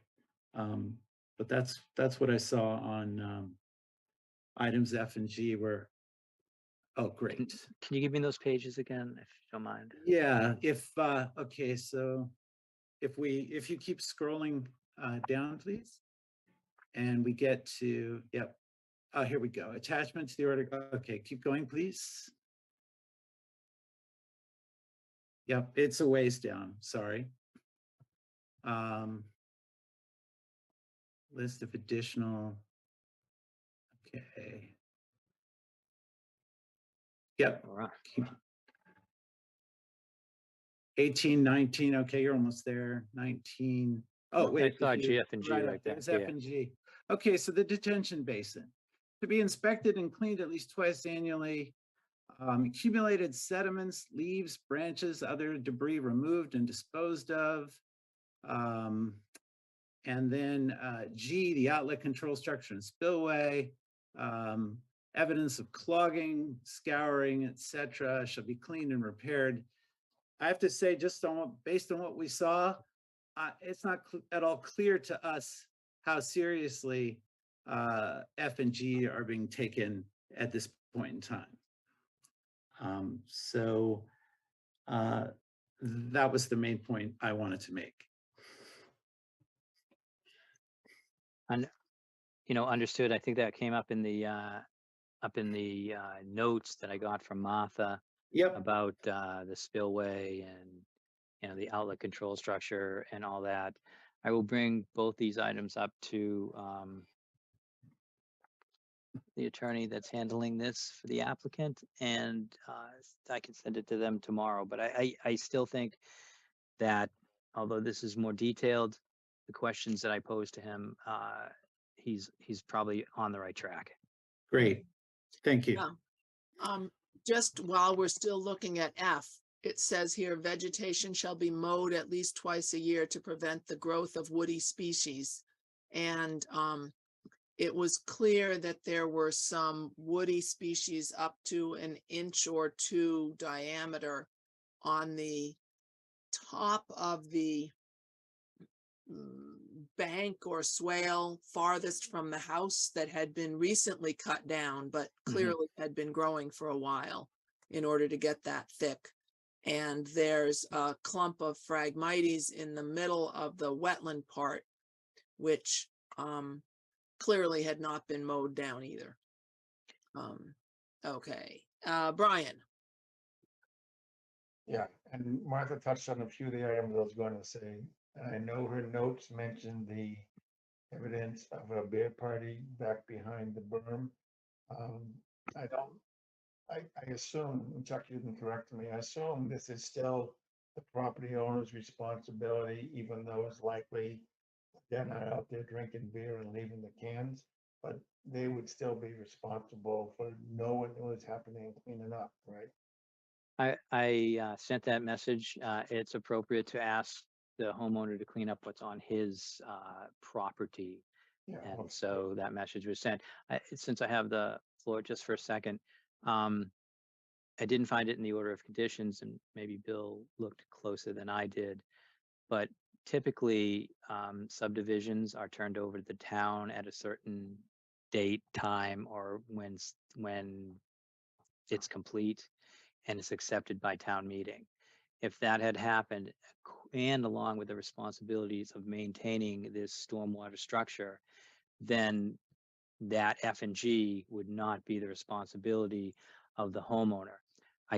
So along with the questions that Martha sent, I did ask that exact same question, different phrasing, but for the attorney to look into that and provide documentation that has either happened or it's still the responsibility of the homeowner to do the maintenance. And just thank you for that, Chuck. I would have thought such a document really would have stood out.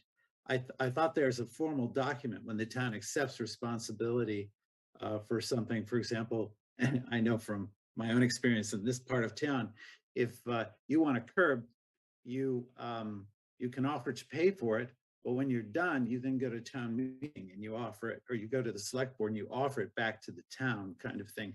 And there's documentation and so forth. And I would think there'd be some formal documentation that showed that kind of transfer. Right, and I would expect that the first step would be the engineering or the clerk's office. But so I originally thought you were talking about in the order of conditions. I haven't seen that too often in the order of conditions, talking about when the town would take over or what happens after the town takes over. So to have that missing or not part of the order of conditions doesn't surprise me about, the town, when the town takes over language. Okay, Andrew? Actually, before I had a few more points to make Oh, sure, Brian. before Bill made his fabulous point. So also, there was a plastic jug in the middle of a retention basin, a golf ball on the far side of the basin. There are numerous piles of cut brush beyond the far berm of the basin. Additionally, there was at least some silt erosion fence still out there towards the bottom of the woods. And the last point I want to make is we could not find the last boundary marker on the right-hand side of the property. We did find the other ones, but not the one closest to the house on the right-hand side that should have been there. That's all I have. Brian, Andy? Yeah, I'll just reiterate what Brian said. There's just needs to be some cleanup around the yard.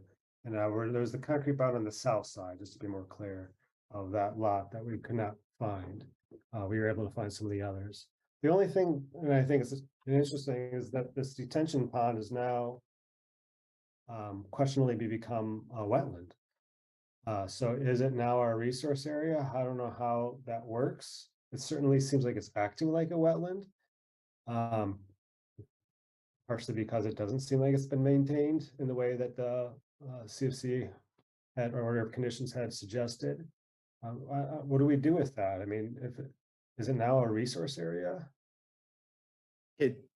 So Bill, go ahead. It looks like you're ready. Go. Yeah, I had looked into this and I thought under 10.02 of the WPA, that can't be the case because this was created and approved as part of an order of conditions. Think of the catch-22. But anyway, it seems to me the Wetlands Protection Act actually addresses this and says that if, for example, you have a detention basin that's created pursuant to an order of conditions, you can't later declare that it's a resource area. But Chuck, correct me if I have that wrong. No, you have that right. That's typically what we do, but there's a cutoff date, and so that needs to be looked at. But this was approved in 2000. This is going to end up being a stormwater structure that maintenance can happen on. You would allow this. I'm not sure if it would rise to the level of needing a notice of intent because that would be up to the commission. The commission always has the right to determine whether it needs a notice of intent, and that's through the RDA process. But you could also just make a determination without even going through that. So if this ever came in that it needed to be dredged or major work, they were losing a berm, something like that. Someone made a comment that there was a lot of invasives, and that's pretty much not surprising. But they could grow in, and it could be a problem. That woody vegetation is not helpful. And for those reasons, maintenance work can be proposed. Okay. I would love to see the Phragmites that has started to grow in there be cut back, dug out, somehow fight back against that Phragmites. It's a small enough patch right now, it might be able to be managed, but if we just leave it, it might fill the entire detention basin. So I don't know whether we are able to ask the homeowners to try to do something about that Phragmites, but it would certainly appeal to me to do so. So as they sit in the middle of this detention basin, they're not a violation. And there's nothing in the order of conditions that requires a natural evasion, forgot the word, invasive free stormwater, retention pond. So not having something in the bylaw regulations or order of conditions, I think we can't do anything about it. Okay, so none of that language in F about mowing to prevent woody stuff would apply in this case? Well, it's, yeah, so the Phragmite, common reed is not woody, not considered woody vegetation. I think it would be easy for the next homeowner, or this, I understand they're moving, but the homeowner to take care of this in this situation because it's a stormwater detention basin. But I think the commission would be hard pressed to figure out a way to demand it Okay, or require it. How's that? can you put the picture of the stormwater detention back up? Sure. So the plans, you want to look at the plans? Nope, Oh, no, you want the overhead aerial photo. photograph, the aerial Okay. photo. Yeah.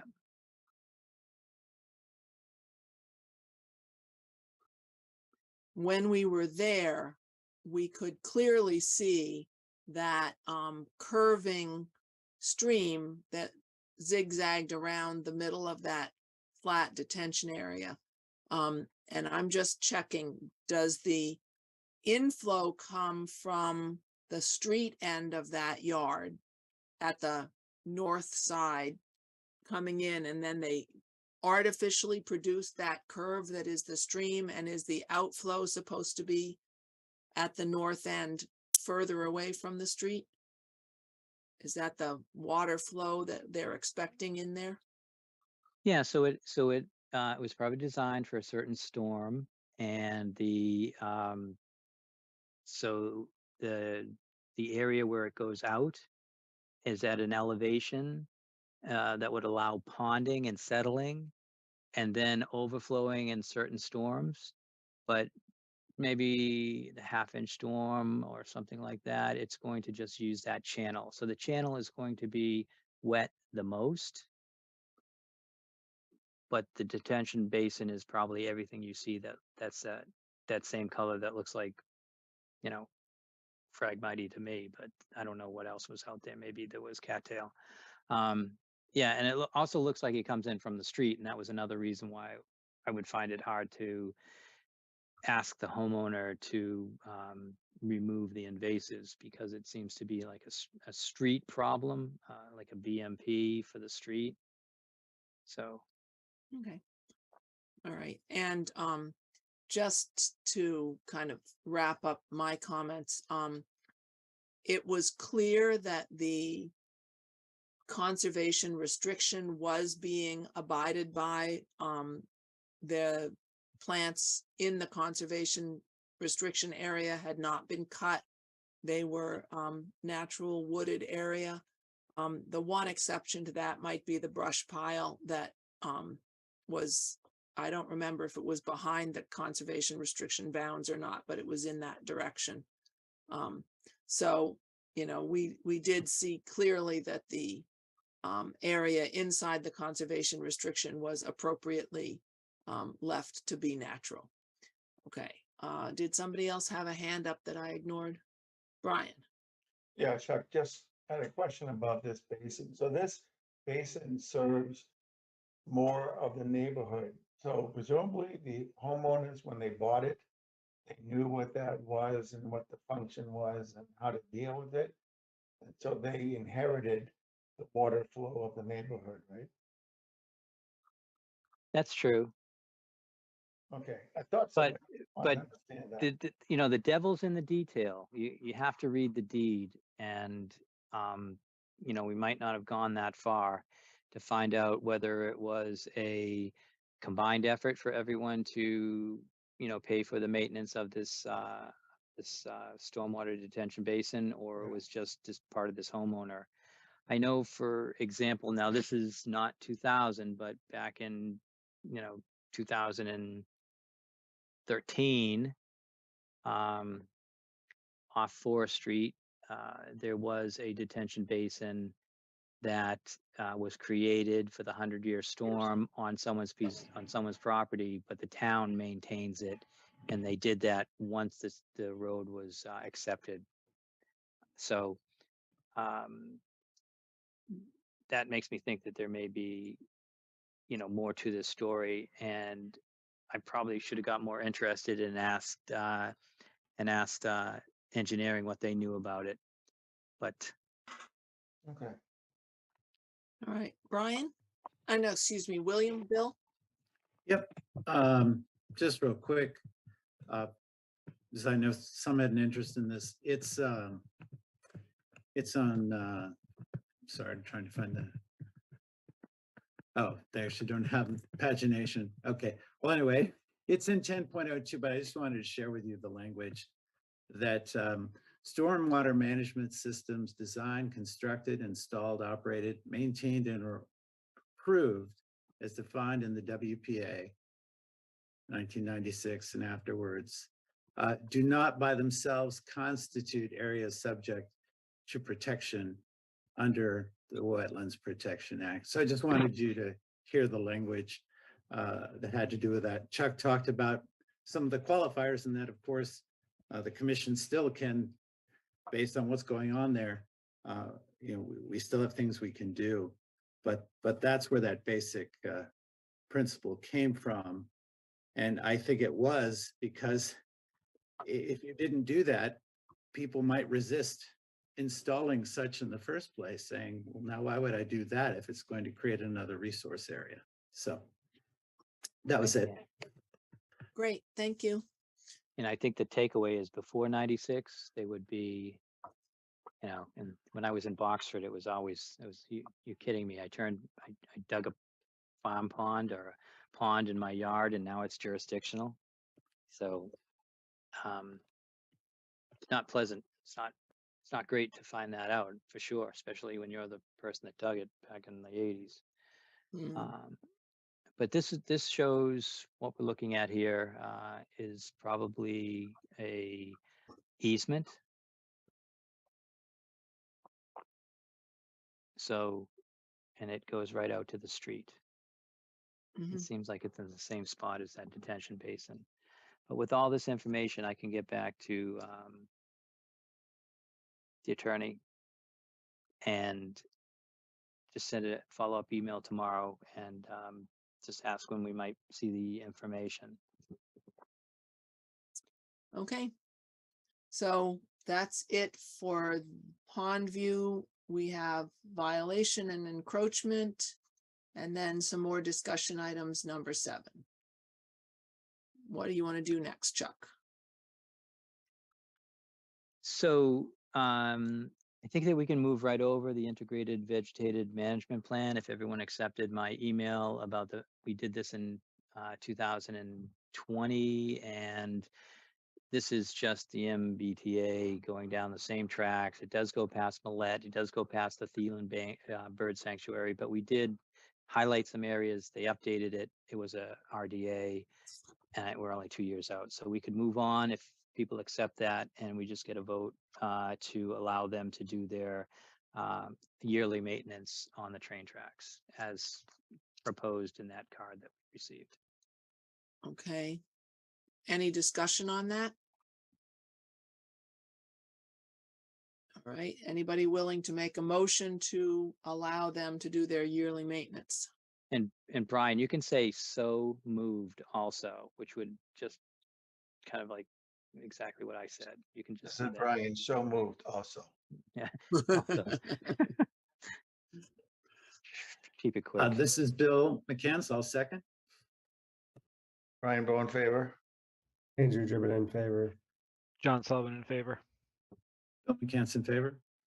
Martha Moore in favor. And I note that we do not have Carl here for the vote, so we're 5-0-0. Okay.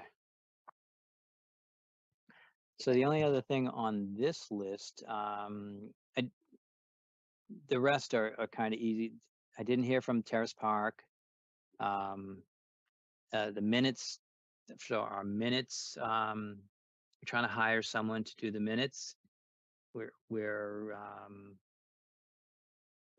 bringing it to people in town hall. We think that we have someone that will do it as soon as we get all the ducks in a row, which means, job description, posting it, figuring out where the money comes from. It certainly would be overtime. But I do appreciate everyone doing the minutes until that happens. We used to have a minutes person, but that went away through some combinement of certain circumstances. First and foremost is getting a new town manager. Not that it was the town manager's fault, but I think people that were helping the town manager in his office had more duties than they anticipated when they took on the minutes. So we had to get it back and have kept it for a while, but it should be over soon. I know I say that every meeting, so when I stop telling you that is when I've lost hope. The only other thing that I wanted to make sure that we got to tonight was C, which is so you understand that I did update the agenda to include a vote to allow me to enter into an agreement with the Mass Audubon to do the ecological stewardship plan, which was part of our APA funds that we got. So we received $10,000 to do a stewardship plan that's really been around for a long time, for several years. And we had just kept asking Mass Audubon to update it, give us current numbers, and then we would present it to the town, mostly the town managers, and to try to find out if we could get funding. Well, finally we did. It's been updated. The plan has been approved. And I would just like a vote to proceed and enter into agreement with Mass Audubon to start this study. I sent that to you. I don't know if there's any questions, but it looks like we're talking about 6 months worth of work and then getting some feedback. And just to let you know, with the additional money that we're not spending on this, and the APA funds also include $10,000 for invasive management, we could actually get started on some of this work. But what we don't get started on should be thought about for next year's budget and an earmark possibly going to the state. Now, I did have a conversation with Fidel about the earmark, and he felt like it's not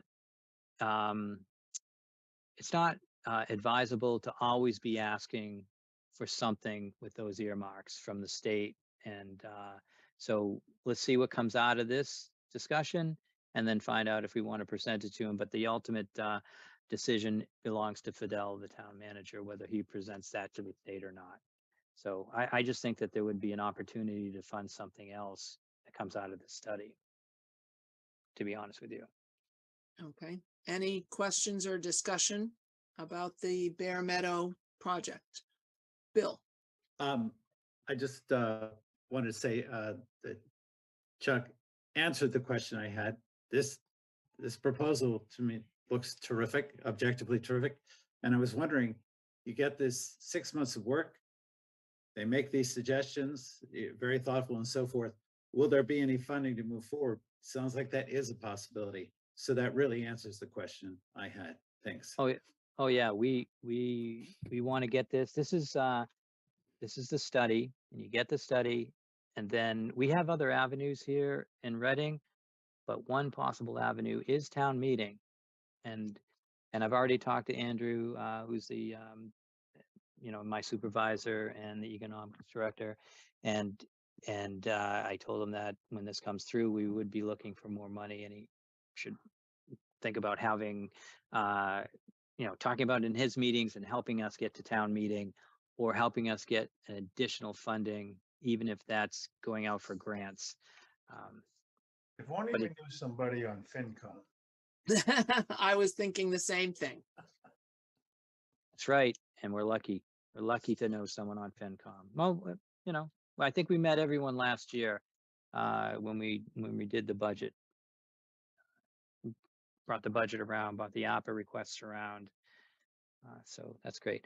Okay, I won't belabor the point, but would like to get a vote, and I'd like to get on their list for sure. This is Brian. I'll make a motion to authorize Chuck to enter into an agreement with Mass Audubon for the bare metal study.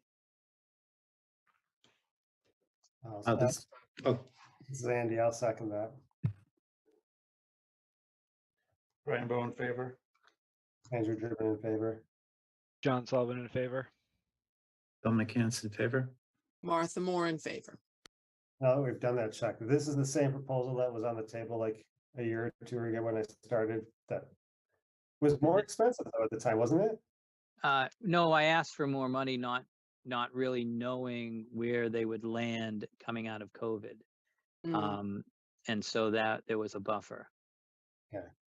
So yeah, I was pleased. This actually started out at under 5,000 many years ago. Okay. So I'm happy to see this happen. And Kim Honigschlager, who's our old GIS coordinator, who originally brought this around town hall, trying to get it funded.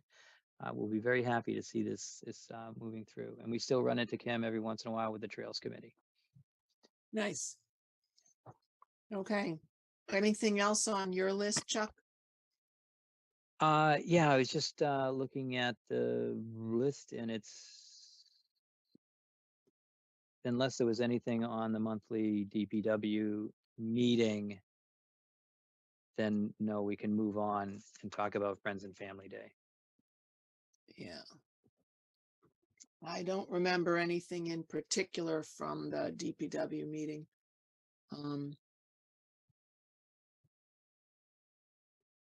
Yeah. Okay. Yep. Let's talk about Friends and Family Day. And if we have any time and somebody is ready to talk about their workshops they went to at the MACC conference, we might include that at the end, but let's hold off and see how we do on time before we get distracted by that. Okay, Friends and Family Day. I believe it is in June 10th. And I heard about it because the Town Forest Committee was talking about having a table at Friends and Family Day. And we did one last year. I was unable to attend, but I understand it was very successful. And lots of people had a chance to talk to members of the public and make them aware about what Conservation Commission is all about. So would we like to participate this year? I believe the date is June 10th. And not as fast as I used to be. June 10th, 2023, from 10:30 to 3. Okay, and do we have to pay the $50 fee? We don't, and we'll get a table and a canopy. Okay. And electricity if we, if most people get electricity. I think they just run a strip behind the tables. So it's usually a good, it's a good way to meet people in town, find out what their issues are. I think that we're going to be with the Town Forest Committee, Trails Committee, and Conservation. So you would complete that, that group, the grouping of, those committees. Okay, I am available this day. It looks like it's about 5.5 hours. So we might want to have a couple of shifts or a couple of people times a couple of shifts. Is there anybody besides me who thinks they might be available? I think I will be. I have to check. Somewhere around there, we're going to Montana for a family wedding. But I don't think it's that weekend. I'll get back to you though. And I can say I'll certainly try to be available then. That's just too far away for me to predict, but I do like the idea of us sharing the interacting with the public over those hours. So I'll do my best to be available. Okay. Yeah, it just depends on my kids' activities. Okay. And I'll also show up to help, span the time. I don't think we have to set up or break down either, and that's what it's been in the past. Nice. But usually we have handouts, and if we get closer, we should decide what you want on the table. And if there's any, like one year I brought wetland in a bottle. Hmm. And so there's things like that. I was going to do a solar oven one year, but then I had to get a health department permit, Hmm. and I figured that wasn't worth it. It might also be good to have like a rolling slide deck just on a laptop that people could look at if they had interest and stay as long as they wanted to watch it until it Mm. went through, whatever. Yeah, I Okay. think invasives are always a big draw to talk about those, and usually you just run out in that morning and you grab them from wherever, Brian's yard or something like that. Maybe you get like a, you know, There's some plenty of invasives right bamboo or around. something like that. Yeah. Maybe there's That some wouldn't be bamboo my around. yard, Chuck. That's my neighbor's yard, but yes, I could steal it and he'd never know. Mhm. Yeah, I but also- even just in the Birch Meadow area, there's plenty of invasives. We could Oh, yeah. prune a few pieces and bring. Yeah, that's as- always a big topic, big discussion. People are surprised by it, especially the loosestrife, something like that, purple loosestrife. They're like, "Oh, that's so pretty. Wow, that's an invasive. I love that stuff."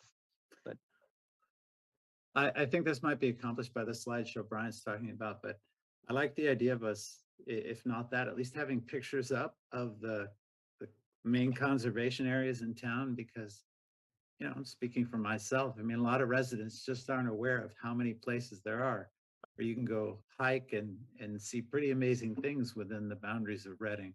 So, yeah, we're working on a map for the Trails Committee. I'm sure they'll let us share it. This was updated to show all the trails, but then we have to make sure that all the new trails were on it, and that there wasn't really any new conservation land, but I could update it to show all the conservation restriction land, and it already has the open land trust land on it.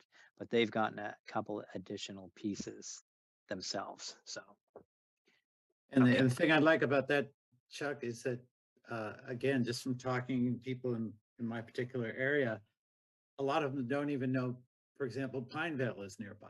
They know about Washington Park. They don't realize you go down 2 more streets and you've got this huge area.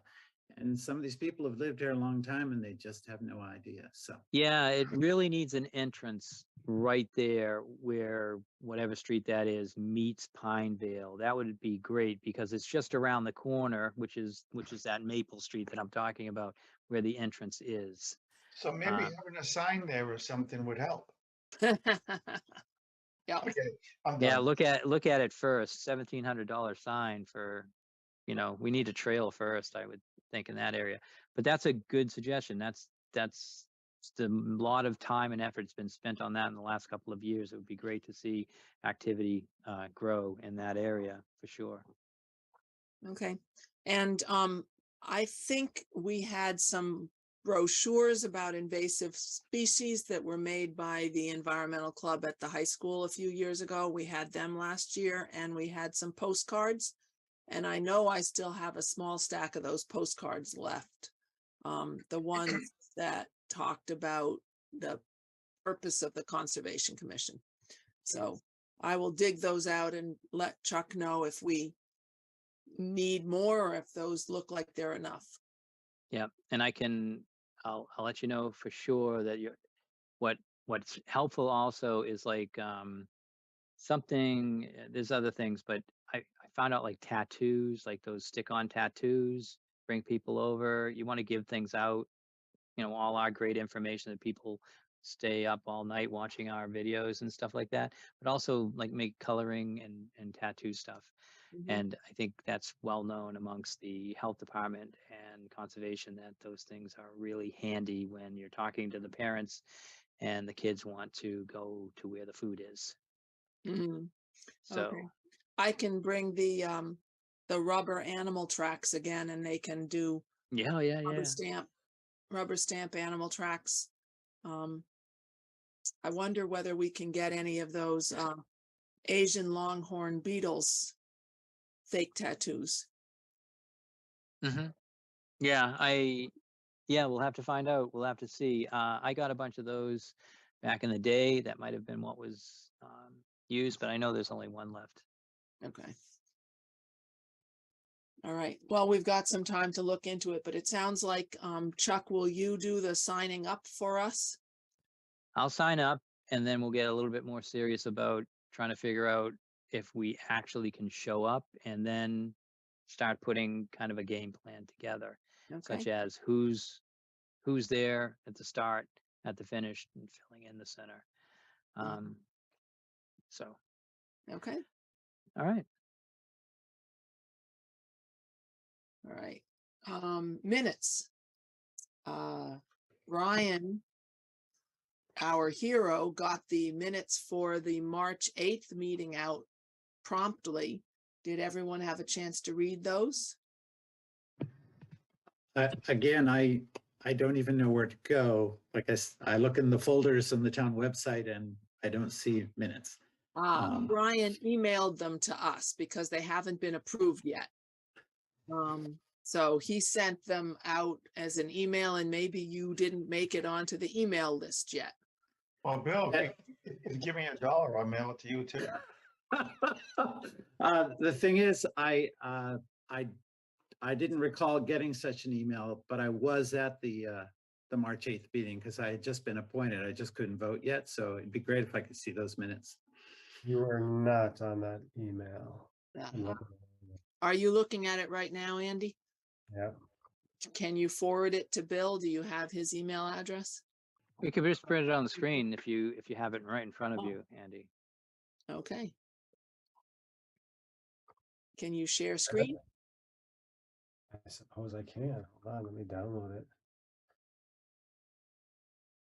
I don't think you even need to download. As long as it's visible on your screen and you do share screen, it will show up for the rest of us. Oh, all right. Share screen. It's at the bottom and it's green. Oh, 2. Yeah, if you move your cursor down, the green arrow will show up there. I have 2 screens, so it's asking. Oh, me okay. Got it. There, desktop 2. No, I remember you laughing at me at the last meeting. Was that the case there, Andy? I was like fumbling around. What are you doing here? All right, let's find the minutes. I'll find them. I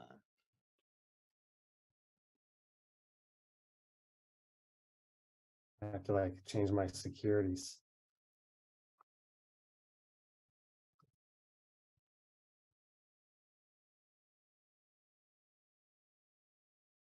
I'll have to quit Zoom and reopen it. So if you could find it, that'd Don't be. do that. I've got them. Yeah, whoever. I Sure. have January 11th here. Yeah, but those aren't finished yet. I've got the March Okay. 8th minutes. Okay, put them up if you can. Yeah, I get them now too. Okay. You guys see them? Yep. Yes. All right.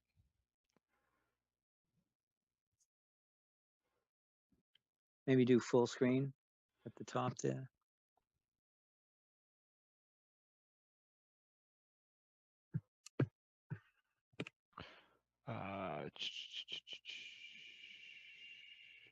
You know, the right-hand side at the top next to the X, it should just enlarge the whole thing.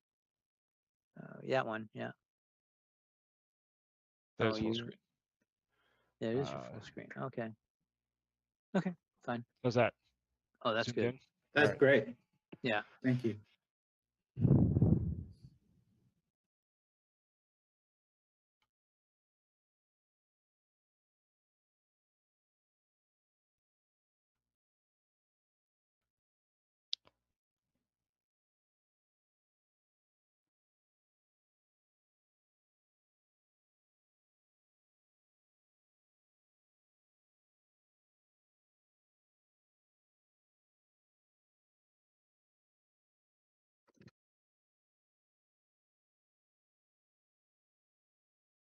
quick meeting. How did it still go to 8:45?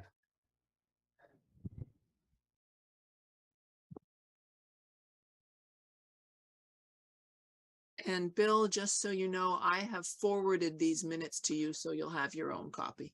I appreciate it. Yeah.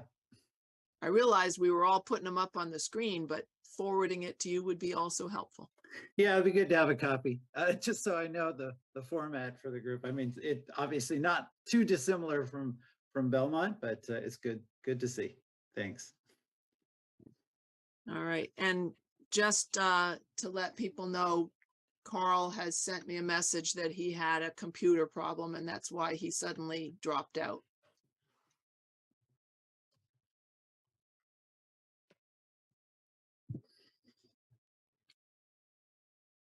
Hey, Chuck, Yeah, I just went to the town website and looked at our old minutes, and there's nothing posted after May 25th, 2022 on the website.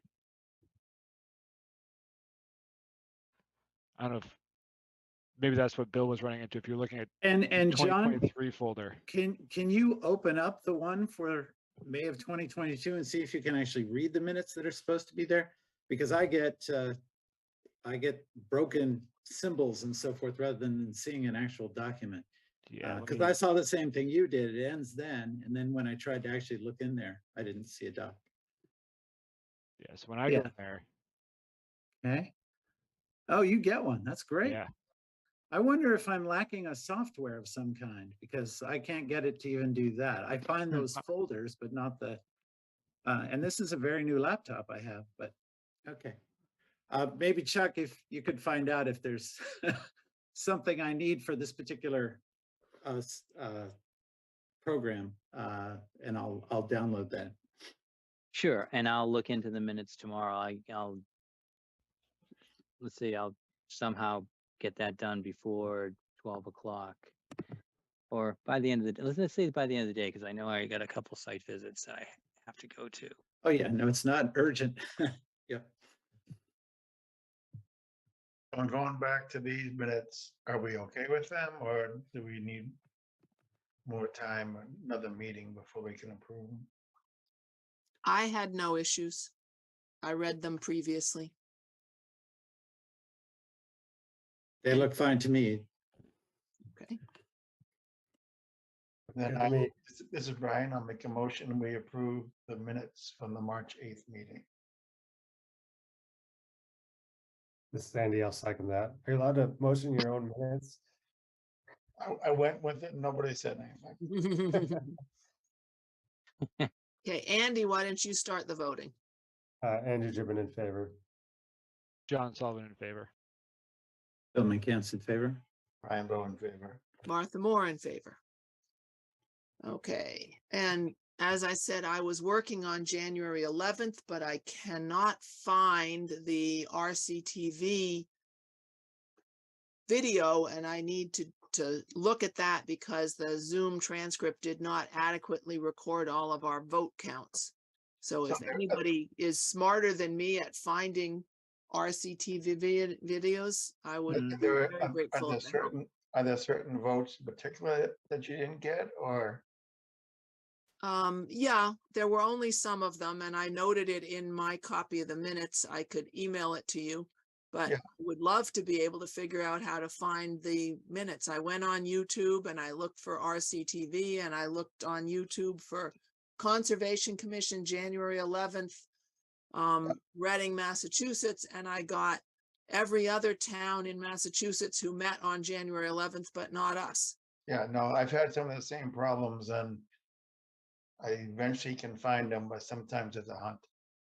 Yeah, I'm with you. I was trying to find the January 25th since that's on my table. And it took me a good 15 minutes just to find the video, and then I stopped at that point.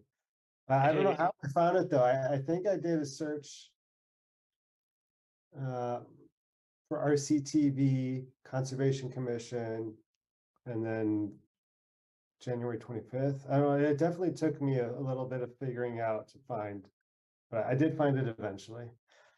Hey, Martha. Mm-hmm. I just Googled and there's a Conservation Commission video from January 11th, 2023 that is called Conservation Commission 1/11/2022. Oh, And If it's I- a if- video. It's on YouTube. I find it easier to just Google the name of the video instead of trying to go to the YouTube site. Just Google Ah. like YouTube RCTV Conservation Commission and the date. interesting. John, Brilliant. John, we're going to dedicate this meeting to you. Hunting for the You're win. doing great. Hey, John, you're pretty Oh, good. as a matter of Maybe fact, I look should it up. say, I ran into someone who knows not only you, but your dad. And they said that, Sully, how you doing? Who did you see? Kathy Zeke. Oh, right. Probably more, probably knows your dad more. Yeah, they live in the same building. So that leaves the February 22nd video notes. Do we have somebody who is planning to do those and we just haven't heard from them yet? Is that me? I think so. Yeah, that's me. I've started them. They're in process. Okay. All right. So 3 of Can us I, can process. I share screen for just a second? I want to show you what I get. Instead of the beautiful thing that John got, this is what my 5:25:22 minutes look like. Can you all see that? It looks like a calendar, Yeah, exactly. Huh. Okay, I just wanted to show you what it was. I'll stop the share. but it's still loading. Maybe you just have to be patient and let it Well, finish loading. actually, I get a message telling me it's never going to load. I have to refresh it. I do that and then nothing happens. So I have no idea what's going on. Yeah, the GIS does that sometimes also. It won't bring up the panels and we will Yeah. just see those. I don't know what the fix is. I'll talk to IT. I took a screen shot of that and Oh, thank you let so them much. see it. Great. For the record, it's nothing I did.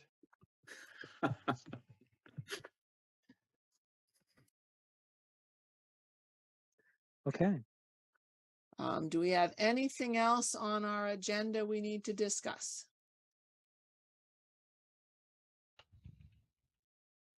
Do we want a short presentation from anybody who went to MACC conference, or are we done for tonight? I'm not ready with mine, so I'm okay to be done. Yeah, I think we should probably let people know, and then they could prepare just a little bit more. So I Okay. could put Brian on the agenda for next week, or Andy, or I don't know who else went. John, did you go to the MACC conference? Did you catch any of that? I did not. Okay. Yeah, so I don't know, Andy, you want to do that, or you want Brian? You want to fight over it? Let's fight over it. Oh, you win.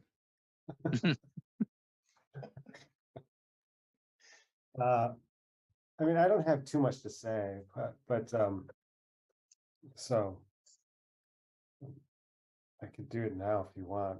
The one I went to that I thought was interesting was just conversations with indigenous people, how to engage that conversation, and just got me thinking. I know nothing about any of the history of our area, and it would be good to know. I guess it lies in the conservation areas to kind of get this information out there, even though the whole land was theirs. But it's an interesting topic. If anyone knows anything about it, that would be helpful. But that was the one thing that I thought, or one of the 2 things I thought was interesting. I mean, So why don't you take 5 or 10 minutes next meeting? Want me to do some research? Well, just put your thoughts together and let us know everything you know. It probably won't take about 10 minutes. No, it should, but I'll try to do some research. All right. I had a couple of things I could not add to that, but just before we go, so I just want to let you know that Brad Jones sent an email to Fidel, and Fidel in turn sent it to the departments. And we can get the earmarks in by March 27th to Fidel for him to make his decision whether they move forward or not. Would be great. That might be certainly guessing on Bear Meadow, but I know we could probably come up with something. And the other thing that I want to let you know is that the Lot 5 easement, and so we got Lot 5 off Grove Street, and at last night's select board meeting, which I knew this, but Fidel publicly said that we're getting documents to put that out to bid. And so we're moving forward with that project, and it's for the parking area and for the walkways or the paths and the guardrail that will direct parking into the parking area. But there was one component missing because we would all be walking down Stroud Ave instead of walking through the town forest, because it actually cuts through the Meadowbrook Golf Course. And so Meadowbrook has really helped us out. And we have to say thanks to everyone on the board and every member of Meadowbrook, because it's a full member vote and that they approved an easement, and the easement will be going to the Conservation Commission. So we'll be able to go out the back of the parking lot, which is towards the wooded area, and walk straight into the town forest. And the Trails Committee is planning on making a entrance as you cross the gas line. So to kind of establish an entrance, some trees that have to be cut down and whatnot, and some paths that have to be made. But we're going to try to train everyone to go in that way instead of going up the power line or the gas line and getting closer to Meadowbrook Golf Course. So what needs to happen with that is at our next meeting on the 12th of April, I will have, we'll need a vote. And then once we vote that, if we're not in person, I'm going to have everybody sign it. So I'll bring it around to everyone's houses, or they can come into town, whatever works best for people. But the full commission has to sign it. Carl, Bill, everybody are going to have to sign this easement. And then once we sign it and we vote to accept and approve it, it goes to the select board. But the easement is given to the Conservation Commission, because those kind of deals and land and gifts like that can go to the Conservation Commission through our regulations in the WPA without needing approval by town meeting. So it really cuts the process timeframe down. And with something like this, with the CR, with the gift of land, it makes sense to do that. Why not use it? We have it in our quiver. Thank you, Chuck. Yeah, so I got to tell you, boy, we really have a good year. This was a good year. We're going to make sure we do this again, although we're a couple months into the new year, but very exciting.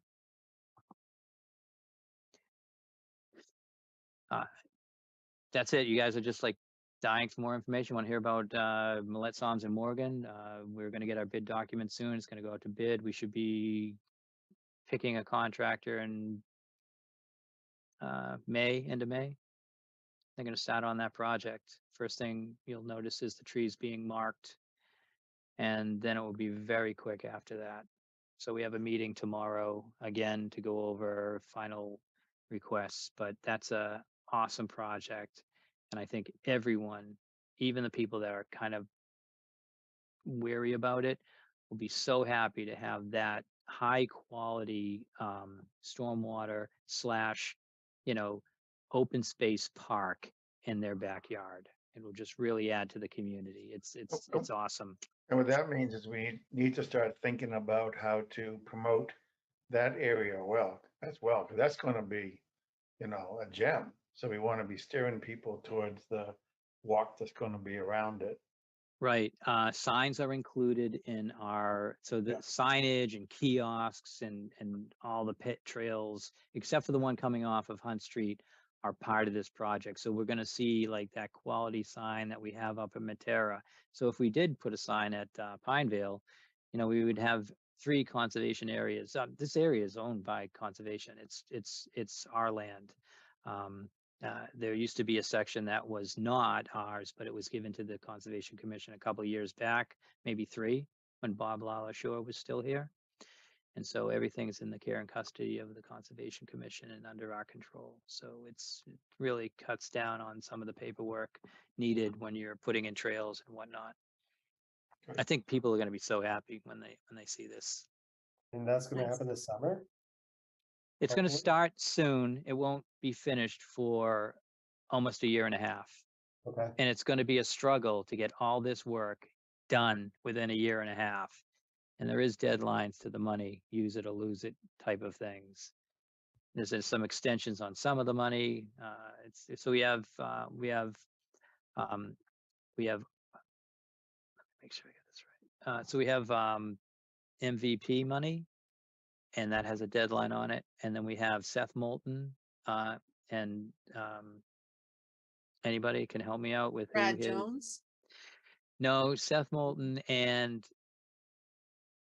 Jason, no. Haggerty? His partner up there in Congress or in Haggerty. no, it's a woman. It's a Oh. woman. So anyways, they helped us with that. I should really learn those two names, but I know it was Seth Moulton that came down and visited us, and that's why that sticks in my head. And he made sure that this worked for us. And he just you know, it's amazing that you can hear about these people when they come down, they shake your hand and they talk to you, and you're like, oh my God, this is like a real guy. This is like somebody that can actually, you know, I can relate to in some way. And he spent that afternoon here, and then at the end of the day, or at the end of this time frame, we got our money. So we have something around $5 million for this project between the two grants. So it's going to be it's a big deal. And like I said, everyone's going to be happy. But when the trees come down, I'm sure I'll get a few phone calls. I'll call you. See what's happening. Would the other person be Catherine Clark? She's our representative in Congress nearby. is she? I don't think she's ours, right? She's Not Reading, but she represents some of the towns downstream from us. You're going to kill me. No, I would know the name when you She's say it, my but it's not representative, Catherine yeah. Clark. Okay, well then never mind. I'll stop guessing.